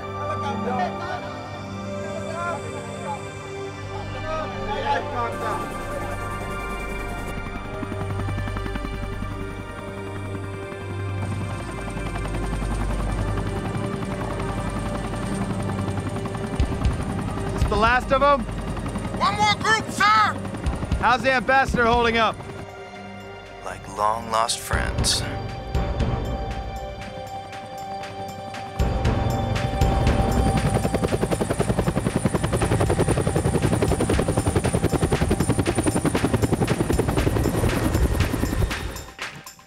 Aged in oak.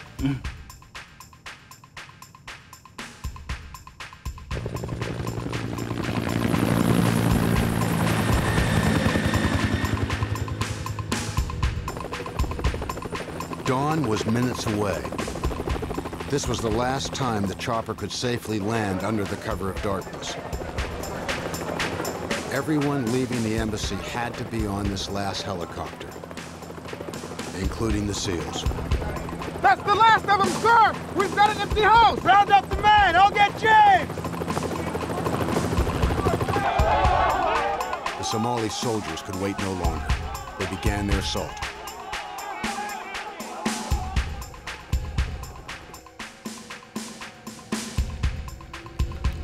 We're ready to go, sir. What? My radio! You lied! Major?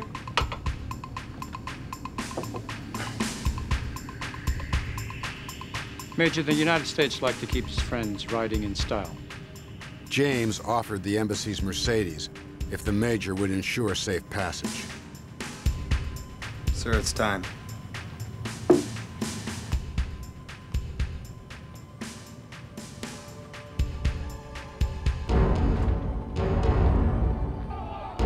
But before the helicopter was fully loaded, the Major's men forced their way into the compound. The ambassador and Dylan didn't know if Saeed would take their final bribe or retaliate and shoot down the last helicopter. They're breaching the perimeter. They're coming through the front gate. They breached the compound! They breached the perimeter! Let's go! Let's go! Let's go! But leaving now was a gamble they'd have to take. There was no time to lose. The embassy was under attack. Let's be accounted for! Yes, sir! Let's go! Let's get out of here!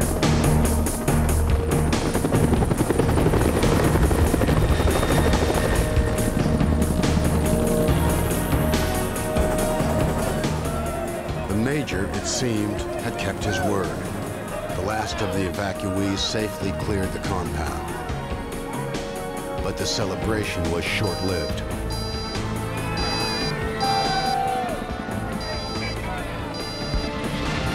An evasive move by the pilot barely dodged an incoming missile.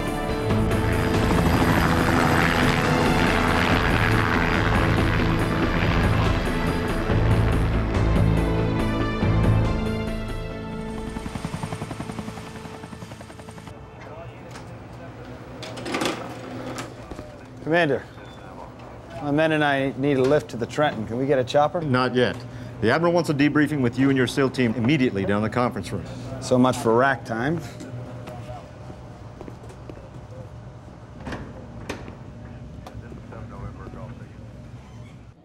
Later, they would learn from news reports that the entire embassy was overrun and ransacked by the rebels. They had just made it out. The fate of Major Saeed and the other Somali soldiers is unknown.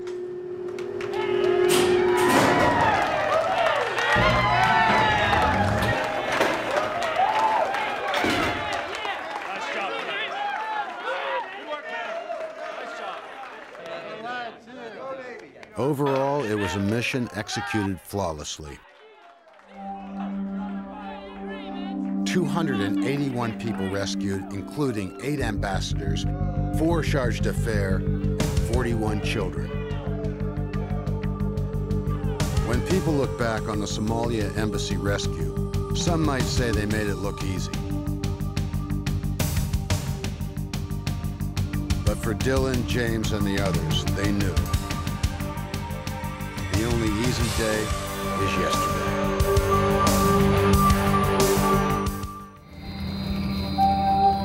Navy SEALs entrust their lives to their training. But no matter how much they prepare, they often face the unexpected. When sent to seize Panamanian dictator Noriega, everything goes wrong.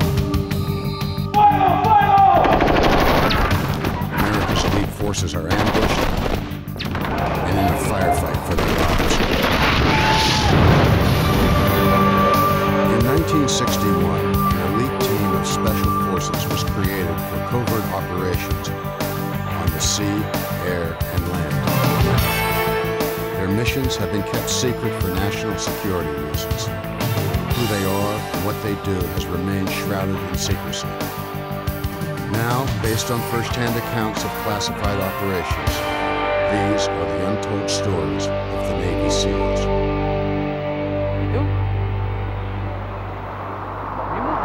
December 1989. The Central American country of Panama was in chaos.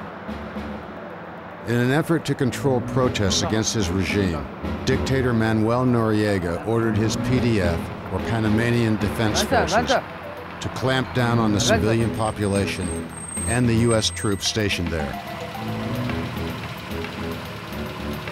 The PDF heavily fortified their headquarters and set up rigid curfews. All cars were stopped and checked for violations.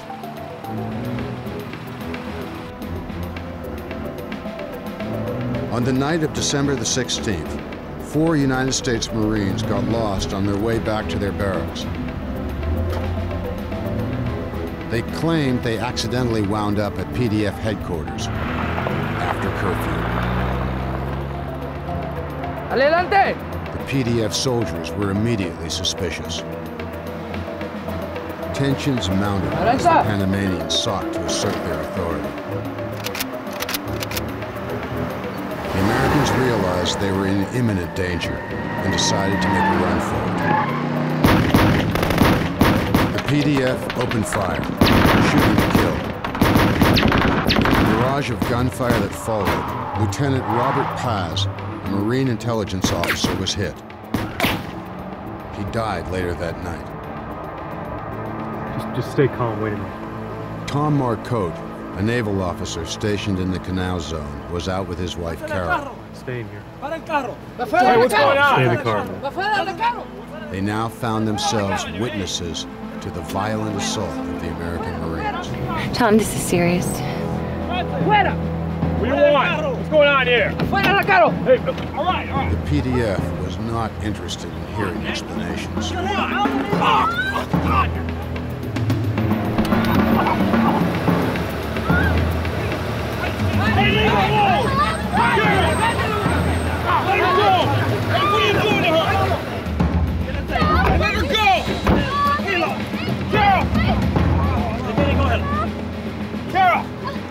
¡Cállate! ¡Mira! ¡Cállate ya! Oye, Ivana, ¿qué pasó aquí? ¡Ya tu marido! Quédate quieto, no te muevas. Aguántala a ella. Hey, leave her alone! Leave her alone! Te dije que te calles. Bajo. Tranquilo. Este es uno de ellos. ¡Ay! ¡Ay! ¿Qué es el problema con este? Basta, levántalo, levántalo. Sí, sí. Vamos arriba. Aguántalo aquí. Vamos. The Marcottes were brutally beaten and detained for hours. Eventually, they were released. But the incident triggered outrage in the U.S. Already, international public opinion had turned against Noriega for denying the elections that would have replaced him. Now the killing of a U.S. Marine and the brutal victimization of the naval couple pushed the situation beyond the breaking point.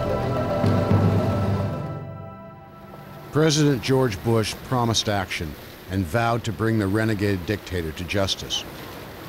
The day after the assault, Bush secretly ordered preparation for an invasion of Panama by American forces. Noriega remained defiant, and his supporters accused the U.S. government of plotting to overthrow him and his regime. Once cooperative with the CIA, facts had emerged that clearly linked Noriega with the illegal drug trafficking. He was also using his army to harass and intimidate those who opposed him. When the dictator canceled democratic elections, massive protests erupted.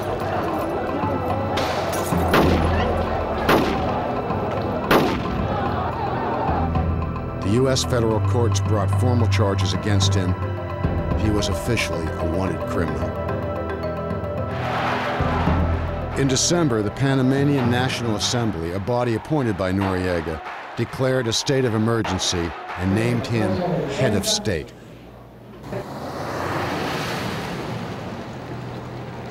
Yet capturing Noriega was not going to be easy. In order to defeat his PDF, it would require a massive joint services invasion. War planners would employ every branch of the military, including the Navy SEALs. Overseeing the SEALs at JSOC, or Joint Special Operations Command, was Admiral Larry Walker. Given the strength of the PDF ground forces, he knew his SEAL teams would be facing one of their stiffest challenges.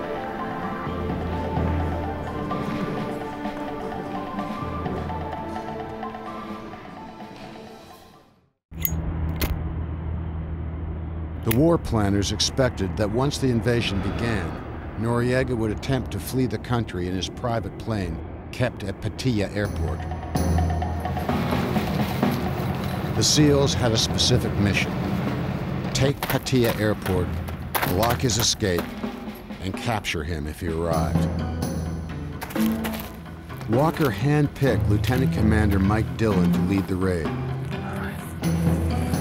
This is our target. He had proved himself in other conflicts around the globe. He could manage a combat situation and had earned the respect of his men.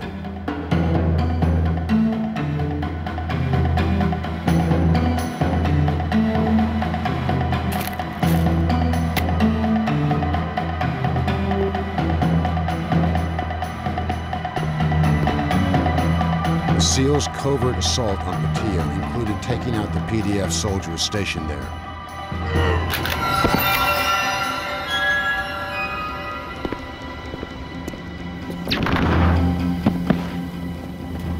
Then neutralizing the plane quickly and decisively.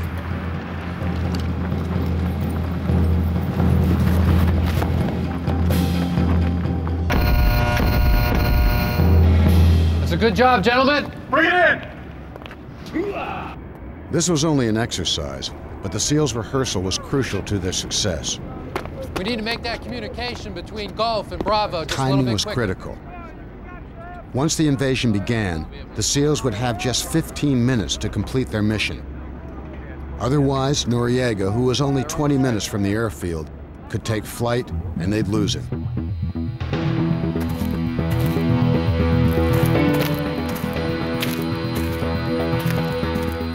Dillon was commanding 48 men to take down the airfield. but overseeing a precision tactics group this large posed problems. It would restrict their flexibility. It also made them a bigger target, more easily spotted by the enemy.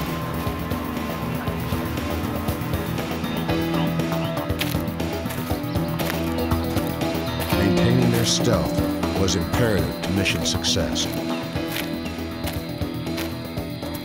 With only 36 hours till the mission began, the SEALs were still training in what amounted to a crash course in multi-platoon tactics. One platoon were getting close enough to take out Noriega's jet with sniper fire. And Dillon had the shooters who could do just that. One member of his platoon, Ed Marlowe, could pinpoint a target from 800 yards. A few well-placed shots could destroy the landing gear and prevent the situation from escalating.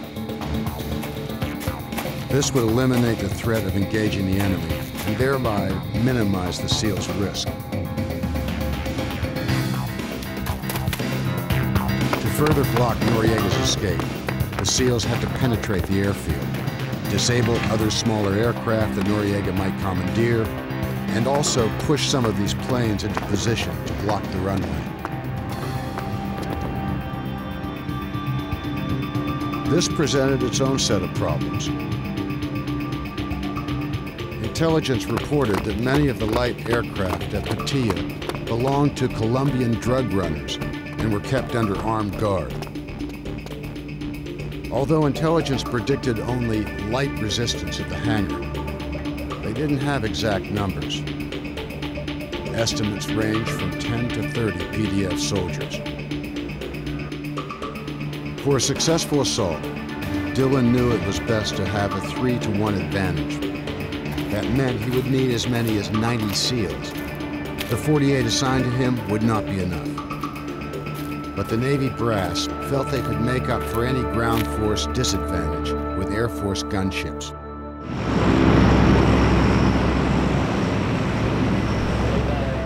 The SEAL superiors wanted to utilize the Air Force's state-of-the-art gunship, the AC-130 Spectre. The Spectre's pinpoint accuracy could annihilate large numbers of troops, destroy tanks, APCs, buildings, anything in its sights, from thousands of feet above the battlefield.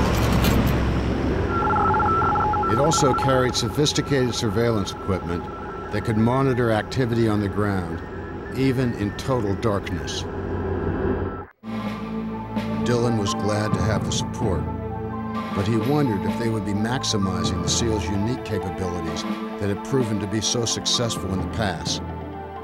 Get in quickly, complete the mission, and get out, all without detection. All right, gentlemen, a lot of bodies on the ground with close air support. The SEALs got word that the mission was on. Communicate. After running their last dress rehearsal, they assembled for their final briefing. Attention on deck, as you were. All right, I'm going to hand this. The SEALs were divided into 3 platoons: Delta, Bravo, and Gulf. Admiral Walker had placed Captain Mark Monty as point man on the operations side of the mission. As you know, this is Operation. He would be coordinating the assault from JSOC headquarters. Gulf platoon would be led by Lieutenant Gil Trotman. He would maneuver into position to disable Noriega's plane. Bravo platoon, led by Petty Officer Trevor Hill, would neutralize any resistance from the drug runner security force and block the runways with the light aircraft. We'll be securing an area right here. Delta platoon, led by Dillon, would secure a perimeter and back up the others. Surprise was crucial. Under the cover of darkness, they would take Zodiac rafts to Pattaya, sneak ashore, and then onto the airfield. Dillon remained concerned about detection. Lieutenant Commander is going to be passing out some photographs, overheads of the runway. The airport's well-lit runways and tarmacs would offer no cover as they advanced on the hangar. Sir, do we still have backup that's going to be covering the approaches in the event that the Panamanians send reinforcements? And we only anticipate that there will be 10 to 15 Panamanians in the area. But other reports place the number much higher. With only hours before the invasion launch, intelligence still did not have accurate estimates of enemy troop strengths at the PDF hangar. Bravo, Gulf, and Delta. The SEALs were confident they could overcome any increased resistance Where Delta will be until the war planners dropped a bombshell. But at this point in time, I want to bring in the intelligence officer who is going to inform you of the rules of engagement. The SEALs, indeed the entire invasion force, would be required to follow highly restrictive rules of engagement mandated by the State Department. They could not fire unless fired upon. This rule eliminated the SEALs' preferred tactic of reconnaissance by fire. In a high-risk military insertion, the SEALs shoot first and ask questions later. But now they were being restrained. They also were to avoid inflicting collateral damage to Panamanian assets. The U.S. government wanted to hand over existing Panamanian property to the new government with minimal damage, which meant they would have to disable Noriega's jet without destroying it. Opposition to the plan began to surface. Lieutenant Commander Wayne McCarty, who oversaw the SEALs' training, was concerned about the severe rules of engagement. Using a very small number of SEALs. This plan is designed to create casualties. McCarty worried that assaulting a hangar across an open runway could spell disaster for the men. He could not, in good conscience, sign off on what he perceived as a potential suicide mission, and he let his opinion be known. Are you going to sign off on this? No, sir. Then you're dismissed. The military brass was determined to move forward with their plan, despite McCarty's protests. Stifled by State Department restrictions, the SEALs were ordered to move out. At 1300 hours on December the 19th, they left for Panama. All right, gentlemen, let's make sure we have everything. You check your weapons and gear. 10 minutes from now, it's going to be a bad time to realize you left something at home.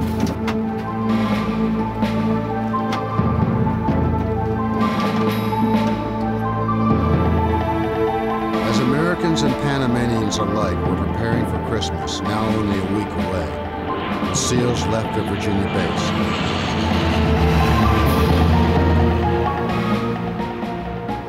They could tell their loved ones nothing of the danger they were flying into.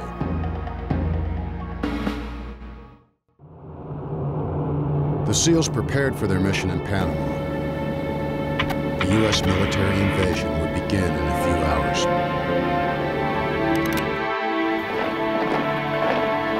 Even as the strike force moved into position, Noriega was busy beefing up his defenses. He expected the Americans would invade, and he planned to mount a vigorous response.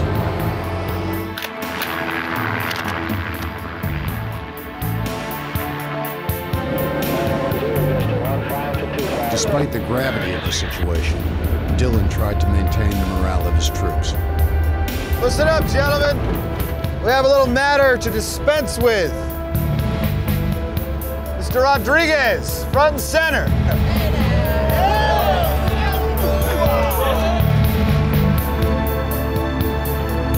Seaman Ike Rodriguez, as you have successfully completed all the requirements and training, it's my pride and privilege to present to you your trident.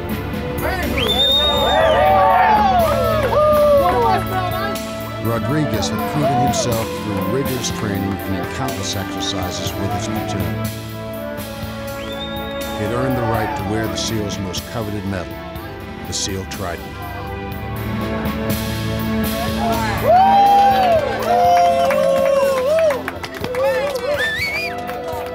All right, gentlemen. Unfortunately, we're going to have to postpone the celebration until after our work in Panama is done. This is no exercise, gentlemen. Any mistakes from here on out are going to cost you a lot more than your pride.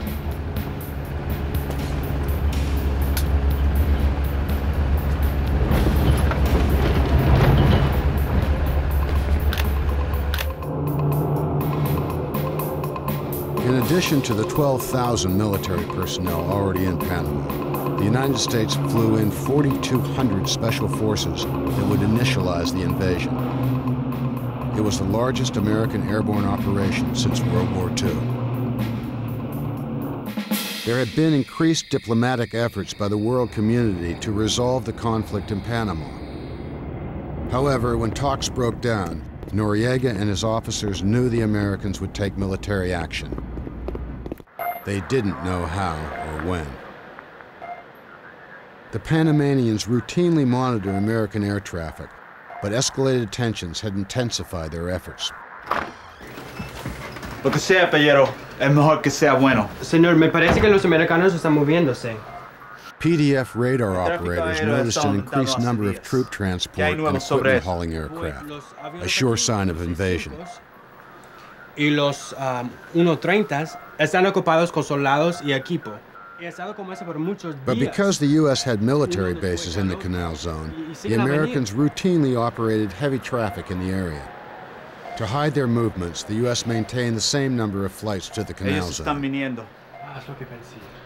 They changed the size and type of aircraft, using heavier equipment. For days, the deception worked. Sí, los americanos están descendiendo sobre nosotros en estos momentos.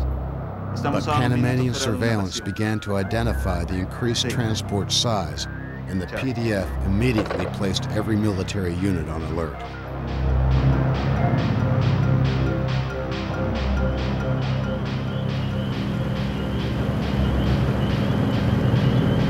The SEALs had landed at Howard Air Force Base in the Canal Zone. After loading their gear onto combat-rating rubber rafts, they silently made their way along the coast and entered the tidal waterways around Pattaya Airport. Commander Dillon was still counting on the element of surprise. He approached Pattaya Airport, unaware that the Panamanian military was gearing up for the assault.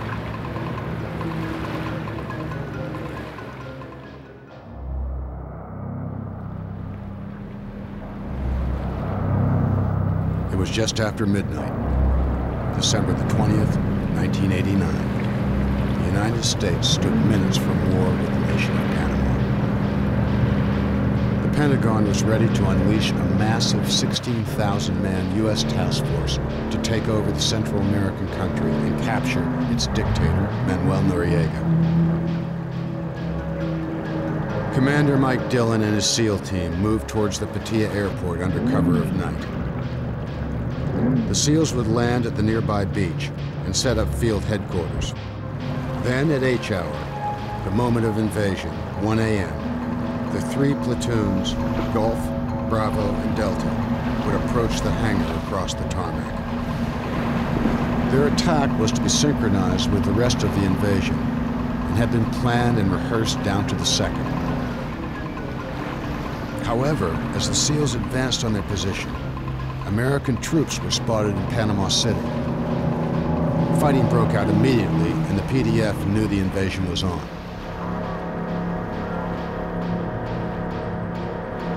You have that link with Spectre? No, sir. Still having problems with the radio, sir. Get it working. Sir. Thunder 5-5, Thunder 5-5. This is Broadsword 2-3. Dillon was unable to make radio contact with the AC-130 gunship assigned to the mission. He had to have his air cover in place before he began the assault. Without radio contact, it was impossible for the Spectre to provide air support. Broadsword 2-3, Broadsword 2-3. This is Air Papa, over. The field commander on the ground not only had to give coordinates, he was solely responsible for ordering an attack. Firestorm 6-0, this is Broadsword 2-3, roger, over. With Noriega now aware that the Americans were coming, the Pentagon moved up the official start of the invasion 15 minutes. Hundreds of field commanders quickly adapted their units' assault plans. This is Admiral Walker. Admiral Walker at Fort Bragg, JSOC, contacted the SEALs with the news. H hour had been pushed to 12:45 a.m. I don't think I have 15 minutes to shave off this mission. But that was the least of Dillon's concerns. At the last minute, the war planners also changed Dillon's mission. He wasn't simply to disable Noriega's jet. He was to actually take the hangar and slash the jet's tires. Roger that. 2-3 out. All right, gentlemen. The State Department feared that the SEALs might unleash too much firepower if they simply shot at the plane from a distance. Figure out how to shave off 15 The minutes. new directive meant putting the SEALs at incredible risk. They would have to approach the hangar and confront the PDF forces.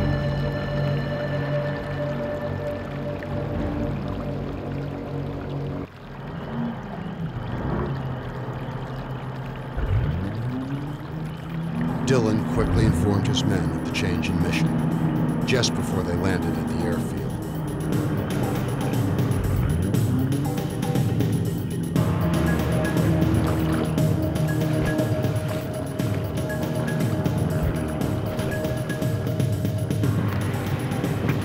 They encountered no initial resistance.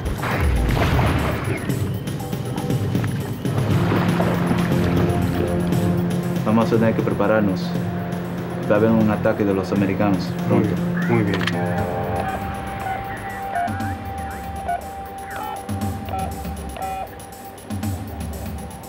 The PDF officer immediately called for reinforcements. Sí, los necesito a ustedes en el portaavión inmediatamente y apúrense.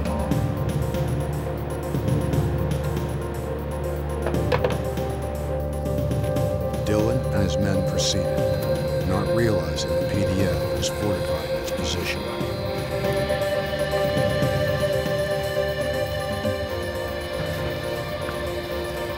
Stand by for 2-3 actual. Commander. We have intercepted a radio transmission indicating that Noriega is headed towards Pattaya. Copy that. We do not have an ETA at this time. Roger, out. Change of plans. Noriega's helicopter's on his way over. I'll take Delta to intercept the chopper. Bravo and Golf proceed as planned. Dillon had to move out immediately if he was going to stop Noriega, but he didn't want to go in without air support. Thunder 5-5, this is He Broadsword 2-3. continued his efforts to Over. raise the Spectre. Thunder 5-5, Thunder 5-5, this is Broadsword 2-3. Over. Are we talking with that Spectre yet? No, sir, not yet. We're working on it, though. We need that air support now. Yes, sir. Thunder 5-5, Thunder 5-5, this is Broadsword. The SEAL radio operators tried changing the batteries and antennas, Thunder 5-5, Thunder 5-5. but nothing worked. 2-3. Over. The Spectre tried everything it could to communicate with the SEALs. Broadsword 2-3, Broadsword 2-3, this is Air Papa. How copy this transmission, over? But neither side could raise the other. The command centers were swamped. The thousands of radio links were overflowing with chatter, jamming their communication. Check. Affirmative. Golf leader, Bravo leader, with me. Dillon quickly reviewed the new assault plan with Hill and Trotman. Back at JSOC, Walker continued to get confirmed reports that Noriega's helicopter was nearing Pattaya. We've just intercepted more PDF radio chatter. Noriega's in his helicopter on the way to Pattaya. Well, we'll need to move quickly then. Intelligence also warned of armored personnel carriers heading toward the airport. Stand by for 2-3 actual. Time was running out for Dillon and his men. With Noriega and APCs full of reinforcements on their way, the assault had to move forward. Copy that. Even without air support. Roger, out. Keep your eyes open. We may have some APCs coming our way. Let's move. All right.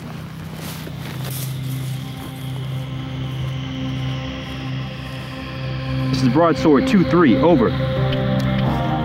We have communication with the Spectre yet? No, sir, not yet. We're working on it. All right. If you guys get at least one of these radios working, keep me posted. We're moving out.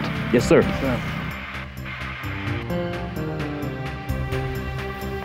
The three platoons began their assault.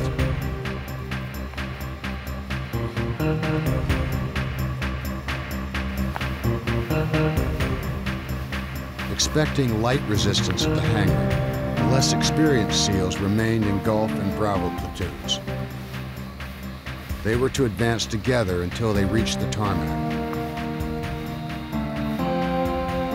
Once at the tarmac, Bravo would separate to pull planes onto the runway as planned. Then they would proceed to the hangar to back up Gulf.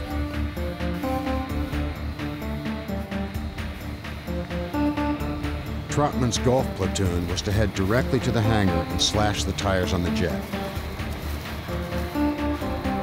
No longer just providing backup, Dillon and his Delta platoon now had the primary mission of intercepting Noriega's helicopter. They would have to reconnoiter the airport and determine where it might touch down. Also, when the dictator arrived, he would be heavily defended by highly trained guards. Since Delta would be the first to confront these elite forces, Dillon kept the most battle-seasoned SEALs with him.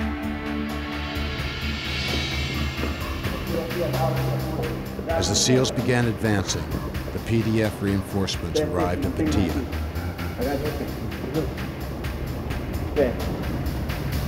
They concealed themselves in the hangar.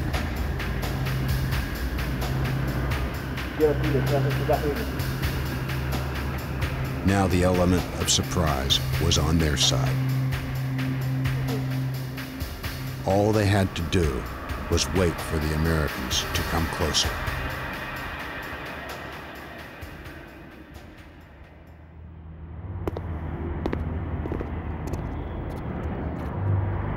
As Gulf and Bravo platoons moved closer to the hangar and tarmac areas, the hangar looked quiet, almost deserted. They saw no soldiers and no APCs.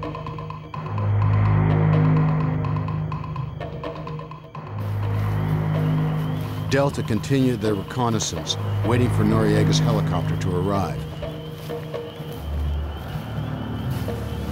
Give me JSOC. Roger.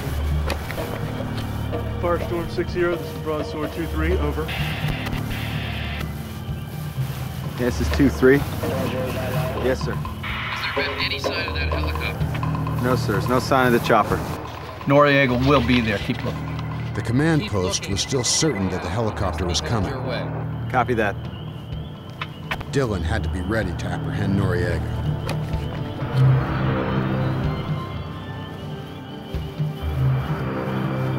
Dillon scouted the perimeter for PDF reinforcements and positioned Delta for Noriega's arrival.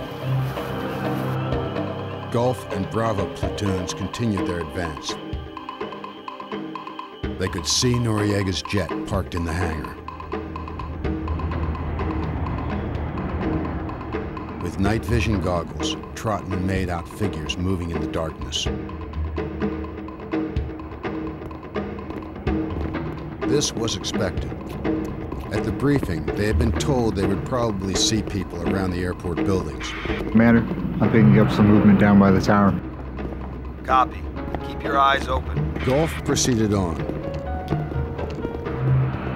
and Bravo platoon split off as planned to complete their mission of pulling the small planes onto the runway.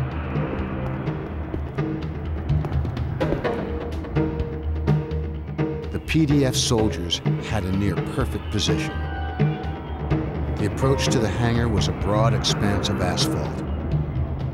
For hundreds of yards in every direction, there was no cover except for a few light aircraft.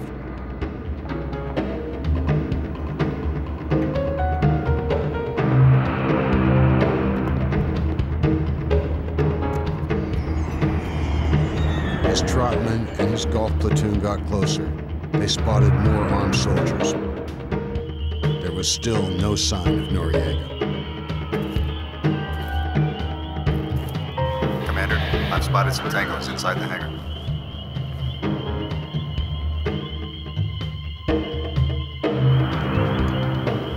Eyes up. Proceed with caution. Gulf continued their advance. Bravo arrived at the planes.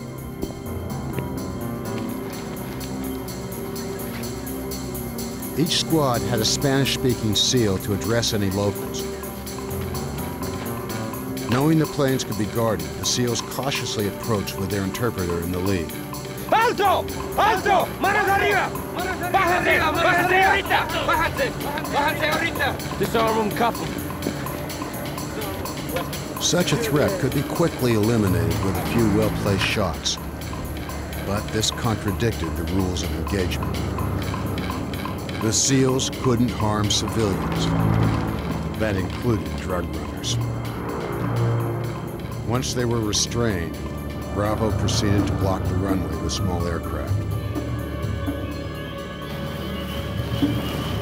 Commander, we had some locals guarding the planes. Threat eliminated. We're just now getting back to moving the planes. Copy, I see you.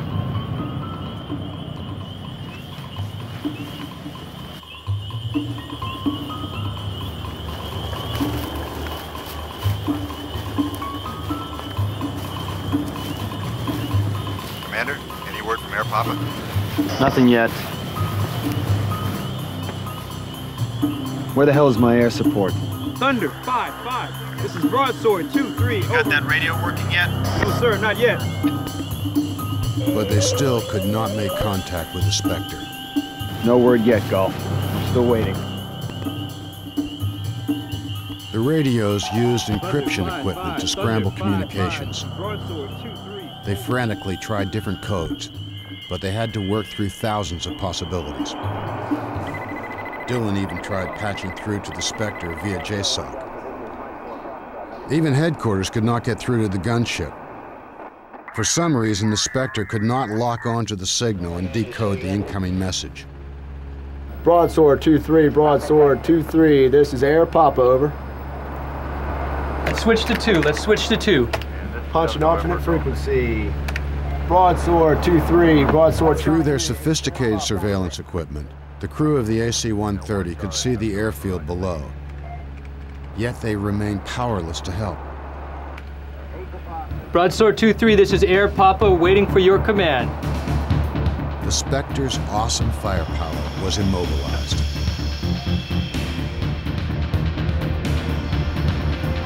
Gulf moved forward with no backup.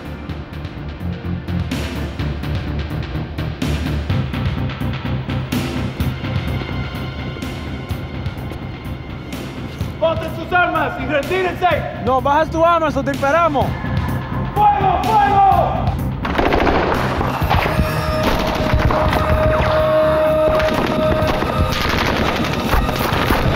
Golf, what's happening? Pin down, taking fire from 2 directions! We're under attack, let's go, let's move, let's move, Bravo! Get in there, get down there, let's go, let's go!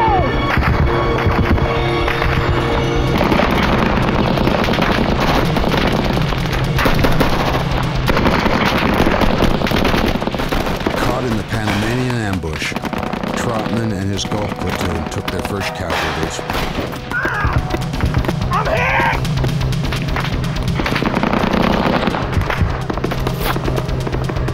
Pinned down on the open tarmac, they were in a fight for their lives.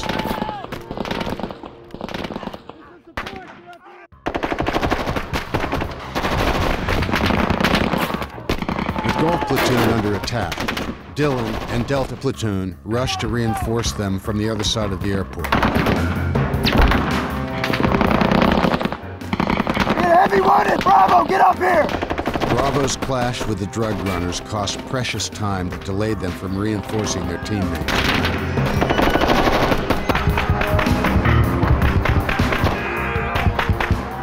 When Bravo finally arrived, they threw themselves directly into the line of fire, shielding the wounded SEALs with their own bodies.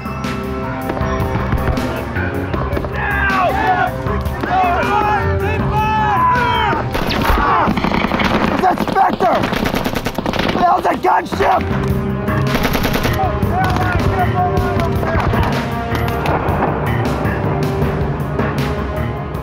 The pilots of the AC-130 circled high overhead, watching helplessly as the battle unfolded. All weapons are hot this time, but I still do not have authorization to fire. Punching 2. Broadsword 2-3.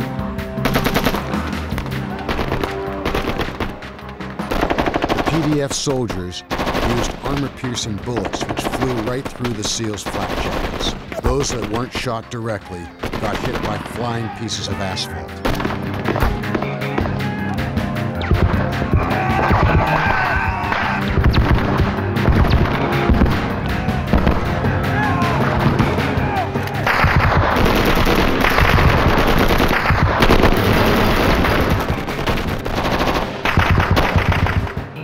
Trotman couldn't retreat, and he couldn't advance.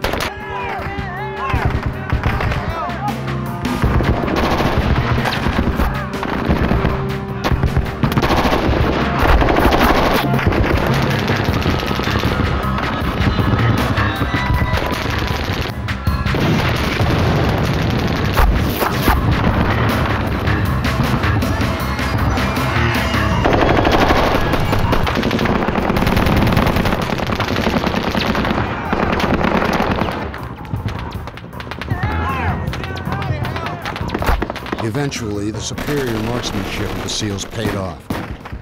With every shot fired by the PDF soldiers, the SEALs got a better lock on their positions. Get in there! Get down there! Let's go! Let's go! Forward! Finally, Dillon's Delta platoon arrived. They took positions on the edge of the tarmac and joined the fight. Get in there! Get some help! Get in there! Let's go! Let's go!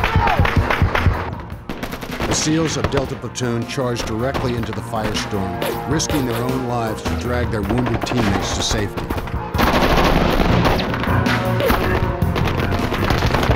The assault had lasted only 3 minutes. By this time, 8 men in Golf and Bravo platoons were dead or wounded. JSOC called for an assessment report. I got at least 2 killed and 6 wounded! They could hear the battle raging over their radio. Admiral Walker ordered them to abort the mission. Negative! Can't pull out! Everyone is down! We ordered to take this airfield, sir, and that's exactly what we intend to do! Over! Get in there! Hey! Take out that jet! Go! Dillon wanted to complete what they set out to accomplish. And he wasn't concerned about collateral damage.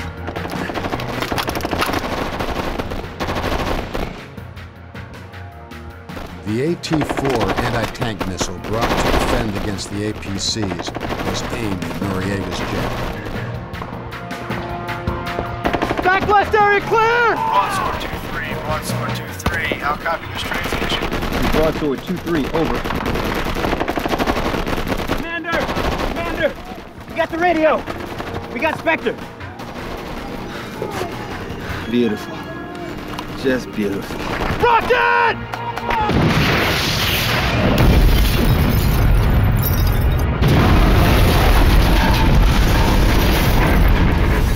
The missile punched a hole in Noriega's jet, completely disabling it. The concussion from the blast put an end to any remaining resistance in the hangar. I'm not seeing any more movement. Can you confirm? Looks clear from here. Cover me. Call in medevac.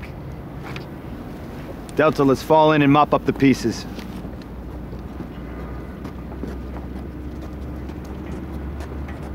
Finally, it was safe for the SEALs to enter the hangar. Al piso! Al piso! Down! Most of the PDF soldiers inside the hangar were dead or seriously wounded. Tie him up! Tie him up! Dead.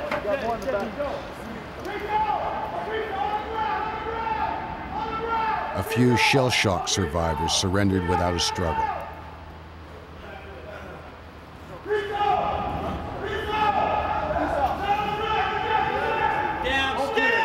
The battle was finally over. It had lasted only 15 minutes.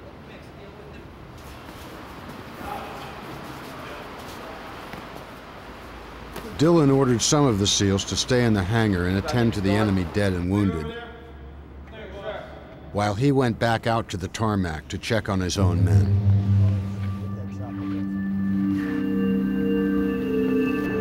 How's he doing? He's gone. Only hours after receiving his trident, the newest member of the team, Isaac Rodriguez, was dead.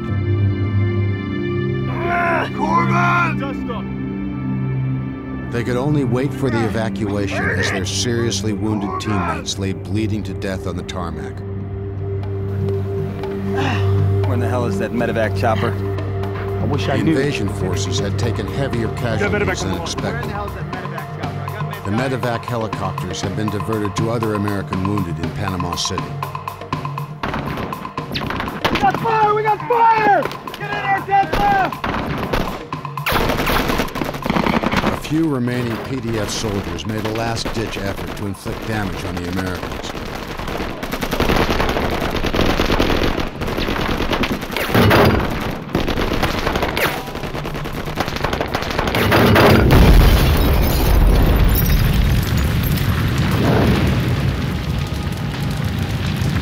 They were quickly dispatched. Let's get that medevac here now.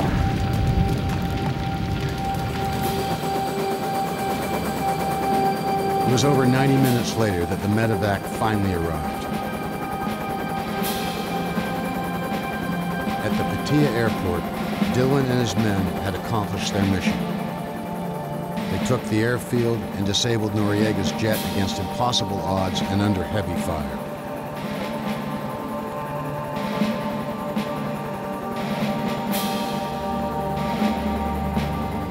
But in the end, 4 SEALs lay dead and 9 more were seriously wounded. It was the worst single loss the SEALs had ever experienced in one mission.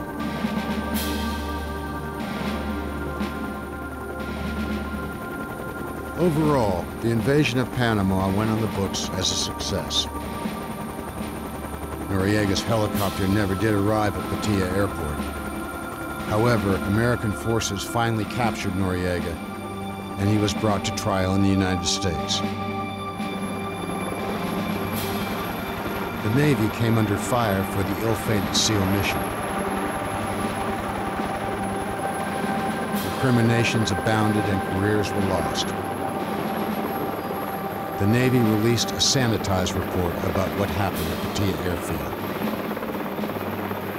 All the public ever heard was that it took 48 SEALs to disable a single airplane.